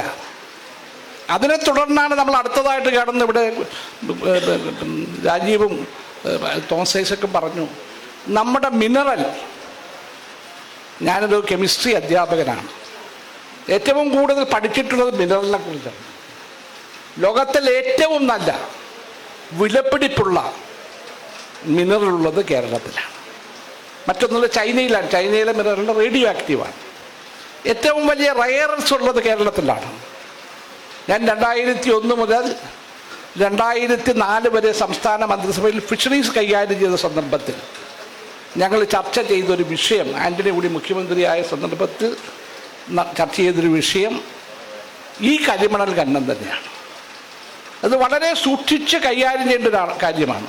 അത്രമാത്രം സ്വർണത്തെക്കാൾ വിലയുള്ള മിനറലാണ് ഇവിടെയുള്ളത്. ഇവിടെ എന്താ കേന്ദ്ര ഗവൺമെൻറ്റിൻ്റെ പങ്കാളിത്തം? കേന്ദ്ര ഗവൺമെൻറ് ബ്ലൂ വാട്ടർ പോളിസി വന്നു കഴിഞ്ഞു. ബ്ലൂ വാട്ടർ പോളിസി അനുസരിച്ച് 20 നോട്ടിക്കൽ കിലോമീറ്റേഴ്സ് വരെ സംസ്ഥാനത്തിനാണ് അധികാരം. അത് കഴിഞ്ഞാൽ കേന്ദ്രത്തിനാണ്. അത് ബ്ലൂ എക്കോണമി വന്നു കഴിഞ്ഞാൽ അത് അഭിപ്രായം, അത് ബ്ലൂ എക്കോണമി വന്നു കഴിഞ്ഞു. ആ ബ്ലൂ എക്കോണമി വരുമ്പോൾ തുറമുഖമാർക്ക? മുഖ്യമന്ത്രിക്ക്. ഫിഷറീസ് ആർക്ക? ലീഗിന്. അതിലെ ഖനനമാർക്ക? ലീഗിന്. ആ 20 കിലോമീറ്റർ അപ്പുറത്താർക്ക? BJPക്ക്. ഇവിടെ ഒരു ഇടത് മുന്നണിക്ക് പരാജയപ്പെടുത്തി ഡൽഹിയിൽ നിന്നും നിയന്ത്രിക്കാൻ കഴിയുന്ന ഒരു ഗവൺമെൻറ്, ഒരു മന്ത്രിസഭ. നിങ്ങൾ ആലോചിക്കണം, കേരളത്തിൻ്റെ മുഖ്യമന്ത്രി ആയ സതീശൻ പ്രധാനമന്ത്രിയെ കാണാൻ വലിയ ബുദ്ധിമുട്ടൊന്നും ഉണ്ടായില്ല. എന്നാൽ ജനങ്ങളുടെ ആരവത്തോടെ വന്ന വിജയ് 2 പ്രാവശ്യം പോകേണ്ടി വന്നു മുഖ്യമന്ത്രിയെ കാണാൻ. 2 പ്രാവശ്യം പോകേണ്ടി വന്നു. ഇവിടെ ഒരു ചെറിയ അന്തർധാര, നമ്മൾ ഈ അന്തർധാര എന്ന് പറയുന്ന ആ അന്തർധാര ആരംഭിച്ചു കഴിഞ്ഞു. ഈ സ്വകാര്യവൽക്കരണം അത്ര എളുപ്പം അത് കാര്യങ്ങൾ പോകുന്ന കാര്യമല്ല. നമുക്കറിയാം, നമ്മുടെ എയർപോർട്ടുകൾ, ഞാൻ 84 MP ആയ കാലഘട്ടം മുതൽ സിവിൽ ഏവിയേഷൻ കൺസൾട്ടൻസി കമ്മിറ്റിയുള്ളത്. അന്ന് നമ്മളെല്ലാം പറയും എയർ ഇന്ത്യ നഷ്ടത്തിലാണ്. പക്ഷെ ഇപ്പോൾ സ്വകാര്യവൽക്കരിച്ചപ്പോൾ സ്ഥിതി എന്താ? നമ്മൾ ഇപ്പം ദുബായിലേക്ക് പോകണം. ദുബായിലേക്ക് ടിക്കറ്റ് എടുക്കുന്നത് ഓരോ മണിക്കൂറും ചാർജ് കൂടിക്കൊണ്ടിരിക്കുക. ഓണക്കാലം വരെയാണ്, അപ്പം കൂടും. അത് തീരുമാനിക്കുന്നത് ടാറ്റയാണ്, അല്ലെങ്കിൽ അദാനി ഗ്രൂപ്പാണ്. അപ്പോൾ ഈ സ്വകാര്യവൽക്കരണം എന്ന ഒരു അപകടകരമായ, അതിനെ നിസ്സാരമായി കാണേണ്ട ഒരു കാര്യമല്ല. ഇത് വളരെ ഗൗരവത്തിൽ നാം കാണേണ്ട കാര്യമാണ്. ഇത് ഇന്ത്യ മുഴുവൻ വിറ്റിരിക്കുന്നു. ഇന്ത്യയിലെ എല്ലാ മേഖലകളും. ഇനി അല്പം കഴിഞ്ഞാൽ നമ്മുടെ റെയിൽവേ സർവീസ് പോകുമെന്ന സ്വകാര്യ മേഖലയ്ക്കാണ്. ഇന്നിപ്പോൾ നമുക്ക് വന്ദേ ഭാരത് ഇഷ്ടപ്പെടുന്ന ഒരാളാണ്. ഇപ്പോൾ തോമസ് ഐസക്കും വന്ദേ ഭാരതിൽ പോവാം. ഞങ്ങൾക്ക് 2 പേർക്ക് ഇഷ്ടം. പക്ഷെ നാളെ ഒരു 5 വർഷം കഴിഞ്ഞാൽ അതുപോലൊരു യാത്ര റെയിൽവേയിൽ ഉണ്ടാകുമെന്ന് ഞാൻ വിശ്വസിക്കുന്നില്ല. ഇതെല്ലാം സ്വകാര്യവൽക്കരിക്കുന്ന ഒരു കാലഘട്ടം. ഇന്ത്യയെപ്പോലൊരു രാജ്യത്ത് മിക്സഡ് എക്കണോമിയിലൂടെ, ഞാൻ ഇന്ത്യൻ രാഷ്ട്രീയത്തിൽ ഏറ്റവും കൂടുതൽ ആരാധിക്കുകയും സ്നേഹിക്കുകയും ബഹുമാനിക്കുകയും ചെയ്യുന്ന പണ്ഡിറ്റ് ജവഹർലാൽ നെഹ്റുവാണ്. ഇന്ത്യയിലെ മിക്സഡ് എക്കോണമിയെക്കുറിച്ച് നമുക്ക് സ്വകാര്യ മേഖല വേണം, നമുക്ക് പൊതുമേഖല വേണം, നമുക്ക് സഹകരണ മേഖല വേണം. ഇതൊക്കെ എത്രയോ കാഴ്ചപ്പാടോടുകൂടി അദ്ദേഹം ചെയ്തത് നമ്മൾ അഭിമാനത്തോടെ പറയുന്നുണ്ടല്ലോ. ഭക്ഷ്യരംഗത്ത് ഒരു കാലഘട്ടത്തിൽ അമേരിക്കയിൽ നിന്ന് ഇറക്കുമതി ചെയ്യുന്ന ഗോതമ്പ് ഇറക്കുമതി രാജ്യം, ബർമയിൽ നിന്നും അരി ഇറക്കുമതി രാജ്യം. ഇന്ന് ഭക്ഷ്യസുരക്ഷാ നിയമത്തിലൂടെ ആരും പട്ടിണി കിടക്കണ്ട. അതെങ്ങനെ മാറ്റമുണ്ടാക്കി? ഈ ഇന്ത്യയിലെ കർഷകർക്ക് പണ്ഡിറ്റ് ജവഹർലാൽ നെഹ്റു നൽകിയ വലിയ സംഭാവനയാണ്. നാളെ ഇന്ത്യയിലെ എല്ലാ കാർഷിക മേഖലയും സ്വകാര്യ മേഖലയ്ക്ക് കൊടുത്താൽ മതിയോ? ഇവിടെ ഒരു അപകടത്തിലേക്ക് നാം പോവുകയാണ്. പിന്നെ ഇവിടെ ഞാൻ എക്സൈസ് ഡിപ്പാർട്ട്മെൻറ്റ് കൈകാര്യം ചെയ്ത ആളാണ് 3 വർഷക്കാലം. എക്സൈസിൽ ഒരു തീരുമാനമെടുക്കണമെങ്കിൽ അത് മന്ത്രിസഭയിൽ വരണം, മന്ത്രിസഭയിൽ ചർച്ച ചെയ്യണം. ഞാൻ മന്ത്രിസഭയിലുള്ളപ്പോൾ ഗൗരിയമ്മ കൂടി അന്നുള്ള കാലഘട്ടമാണ് വ്യവസായ മന്ത്രിയായിട്ട്. എക്സൈസ് എടുക്കുന്ന ഓരോ തീരുമാനങ്ങളും, ഇവിടെ എക്സൈസ് എടുത്ത തീരുമാനം ആരെങ്കിലും അറിഞ്ഞിട്ടുണ്ടോ? രമേശ് ആദ്യം പറഞ്ഞത് എനിക്കറിയത്തില്ല, എനിക്കറിയില്ല എന്താണ് ഇത് കൈകാര്യം ചെയ്യുന്ന. ലിജു പറയുന്നു ഇതെങ്ങനെ ചർച്ച ചെയ്ത് നടന്നിട്ടില്ല. ഇവിടെ രാജീവ് പറഞ്ഞ പ്രധാനപ്പെട്ട ഒരു പോയിൻ്റുണ്ട്. വളരെ പ്രധാനപ്പെട്ട ചില വകുപ്പുകൾ, മറ്റാരോടും ചർച്ച ചെയ്യേണ്ട ആവശ്യമില്ലാത്ത വകുപ്പുകൾ മുഖ്യമന്ത്രി കയ്യിലാക്കി. ധനം അദ്ദേഹത്തിന് ഇത് വേണമെങ്കിൽ ചെയ്യാൻ, ടാക്സേഷൻ ഉൾപ്പെടെ, പൊതുഭരണം, നിയമം. അപ്പം ഇതെല്ലാം ഒരു വ്യക്തിയുടെ, എനിക്കൊന്ന് കേരളത്തിലെ ഈ നമ്മുടെ ഭരണ സംവിധാനത്തിൽ, അത് ഇടതുമുന്നണിയാണെങ്കിലും UDF ആണെങ്കിലും ഭരണ സംവിധാനത്തിൽ മുഖ്യമന്ത്രിയിൽ മാത്രം അധികാരം ഒതുങ്ങുന്ന ഒരു കാലഘട്ടം ഉണ്ടായിട്ടുണ്ട്. എത്രയോ പ്രഗത്ഭര EM ശങ്കരൻ നമ്പൂതിരിപ്പാട് മുതൽ സഖാവ് വരെയുള്ള കാലഘട്ടം ഒരിക്കലും മുഖ്യമന്ത്രിയിൽ മാത്രം അധികാരം ഒതുങ്ങിയിട്ടില്ല. എന്താ ധിക്കാരത്തോടുകൂടിയാണ് സതീശൻ നിൽക്കുന്നത്? അയാൾ തീരുമാനമെടുക്കും, ആ തീരുമാനം നടപ്പിലാക്കും. അത് മന്ത്രിസഭയിൽ വരേണ്ട കാര്യമില്ല. ഞാൻ ഇന്നത്തെ എൻ്റെ ഈ ലേഖനത്തിൽ അവസാനം ഞാൻ പറഞ്ഞിട്ടുണ്ട്, ഇതിപ്പോൾ ഒരു മധുവിധ കാലഘട്ടമാണ്. ആദ്യത്തെ ഒരു വർഷക്കാലം നമുക്ക് വരൻ്റെയും വധുവിൻ്റെയൊക്കെ സൗന്ദര്യമൊക്കെ കണ്ട് നിൽക്കാം. ഒരു വർഷം കഴിയും, നമുക്ക് കാലം മുന്നോട്ട് പോകേണ്ടി വരുന്നുണ്ട്. അവിടെയാണ് ഇടതുപക്ഷ പ്രസ്ഥാനങ്ങൾക്കുള്ള ഏറ്റവും വലിയ പ്രാധാന്യം. ഇന്ത്യൻ ജനാധിപത്യത്തെ സംബന്ധിച്ചിടത്തോളം ഇതൊരു സ്വകാര്യ മേഖലയല്ല, ഇതിന് ഒരു ജനാധിപത്യ സ്വഭാവം. ഞാൻ സഖാവ് പിണറായി വിജയനുമായിട്ട് ഏറ്റവും കൂടുതൽ എടുക്കുന്ന, ഞാൻ നേരത്തെ പറഞ്ഞിട്ടുണ്ട്, ഒന്ന് നമ്മുടെ ഗെയിൽ പ്രോജക്റ്റാണ്. ഞാൻ കൂടി കേന്ദ്ര മന്ത്രിസഭയിലുള്ളപ്പോഴാണ് ഗെയിൽ പ്രോജക്റ്റ് വരുന്നത്. അത് അടച്ചുപൂട്ടി ഓഫീസ് പൂട്ടിപ്പോകുമ്പോഴാണ് പിണറായി വിജയൻ മുഖ്യമന്ത്രിയായി ഡൽഹിയിൽ വരികയും പ്രധാനമന്ത്രി മോദിയെ കാണുകയും ഈ പ്രോസസ്സ് മുന്നോട്ട് പോയത്. ഇത് ചെറിയ എത്രയോ 2 ലാത്തിചാർജ് നടന്നു അതുമായിട്ട് ബന്ധം. ഒരാൾ അന്ന് വരാപ്പുഴ രൂപതയിലെ മെത്രാപ്പോലിത്ത ഉൾപ്പെടെ ആ രംഗത്ത് ആ പ്രോജക്റ്റിനെതിരാണ്. രണ്ടാമത്താണ് വിഴിഞ്ഞം. ഉമ്മൻചാണ്ടി കൊണ്ടുവന്നു എന്ന് അവകാശപ്പെടുമ്പോഴും ഞാൻ പലപ്പോഴും എഴുതിയിട്ടുണ്ട്, ഉമ്മൻചാണ്ടിയാണ് മുഖ്യമന്ത്രിയെ തുടരുന്നതെങ്കിൽ ആ പ്രോജക്റ്റ് പോവില്ല. ഇന്ന് അതിൻ്റെ 3ാമത്തെ ഘട്ടത്തിലെത്തിയിരിക്കുകയാണ്. വിഴിഞ്ഞം പ്രോജക്റ്റിൻ്റെ 3ാമത്തെ ഘട്ടത്തിൽ. മൂന്നാമതുള്ളത് നമ്മുടെ ദേശീയപാത. ഞാൻ നിർമ്മലാ സീതാരാമനോടൊപ്പം, കേന്ദ്രമന്ത്രി നിർമ്മലാ സീതാരാമനോടൊപ്പം പലപ്പോഴും ഞങ്ങളുടെ ഈ റോഡിൽ ശ്രദ്ധിച്ചിട്ടുണ്ട്. പല അത് നമ്മൾ എന്ത് വേഗത്തിലാണ് നടക്കുന്നത്. നമുക്ക് എളുപ്പമാണോ? നമ്മുടെ കേരളത്തിൻ്റെ വികസനത്തിലെ ഏറ്റവും വലിയ അത്ഭുതം നടന്നത് ദേശീയപാതയുടെ വികസനമാണ്.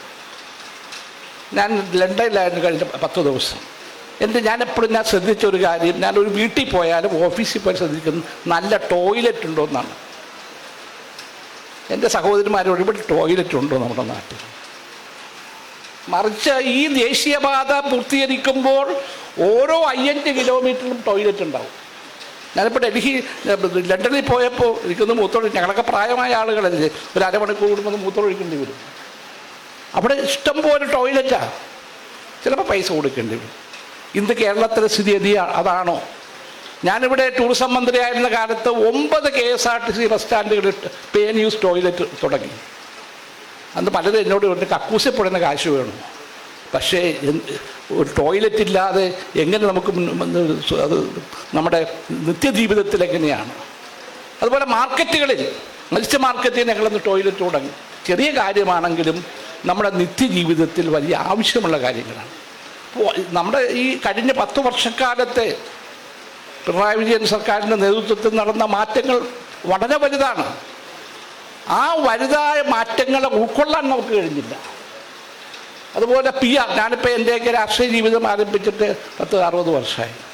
ഞാനൊക്കെ കുമ്പളങ്ങിൽ വാർഡ് പ്രസിഡൻ്റായി ഒരു മീറ്റിങ്ങിന് പോയി പ്രസംഗിച്ചാൽ അത് ഞാൻ തന്നെ എഴുതി ഉണ്ടാക്കി, ഞാൻ തന്നെ മനോരമ ഓഫീസിൽ വന്ന് മാതൃഭൂമി വന്ന് കൊടുത്തു, നാളെ കൊടുത്തേക്കണ കേട്ടെന്ന് പറയും.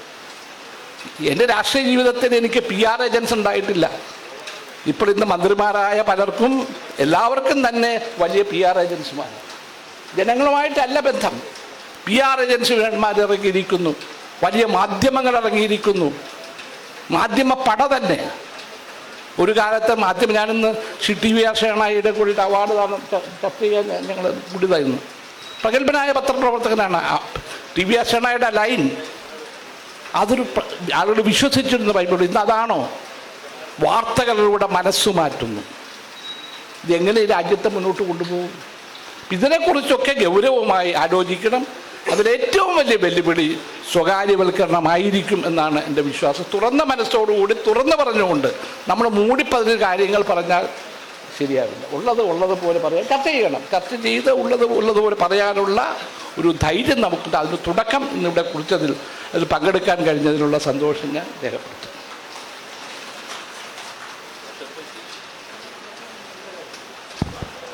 നന്ദി രേഖപ്പെടുത്തുന്നതിന് സി മണിയെ ക്ഷണിക്കും.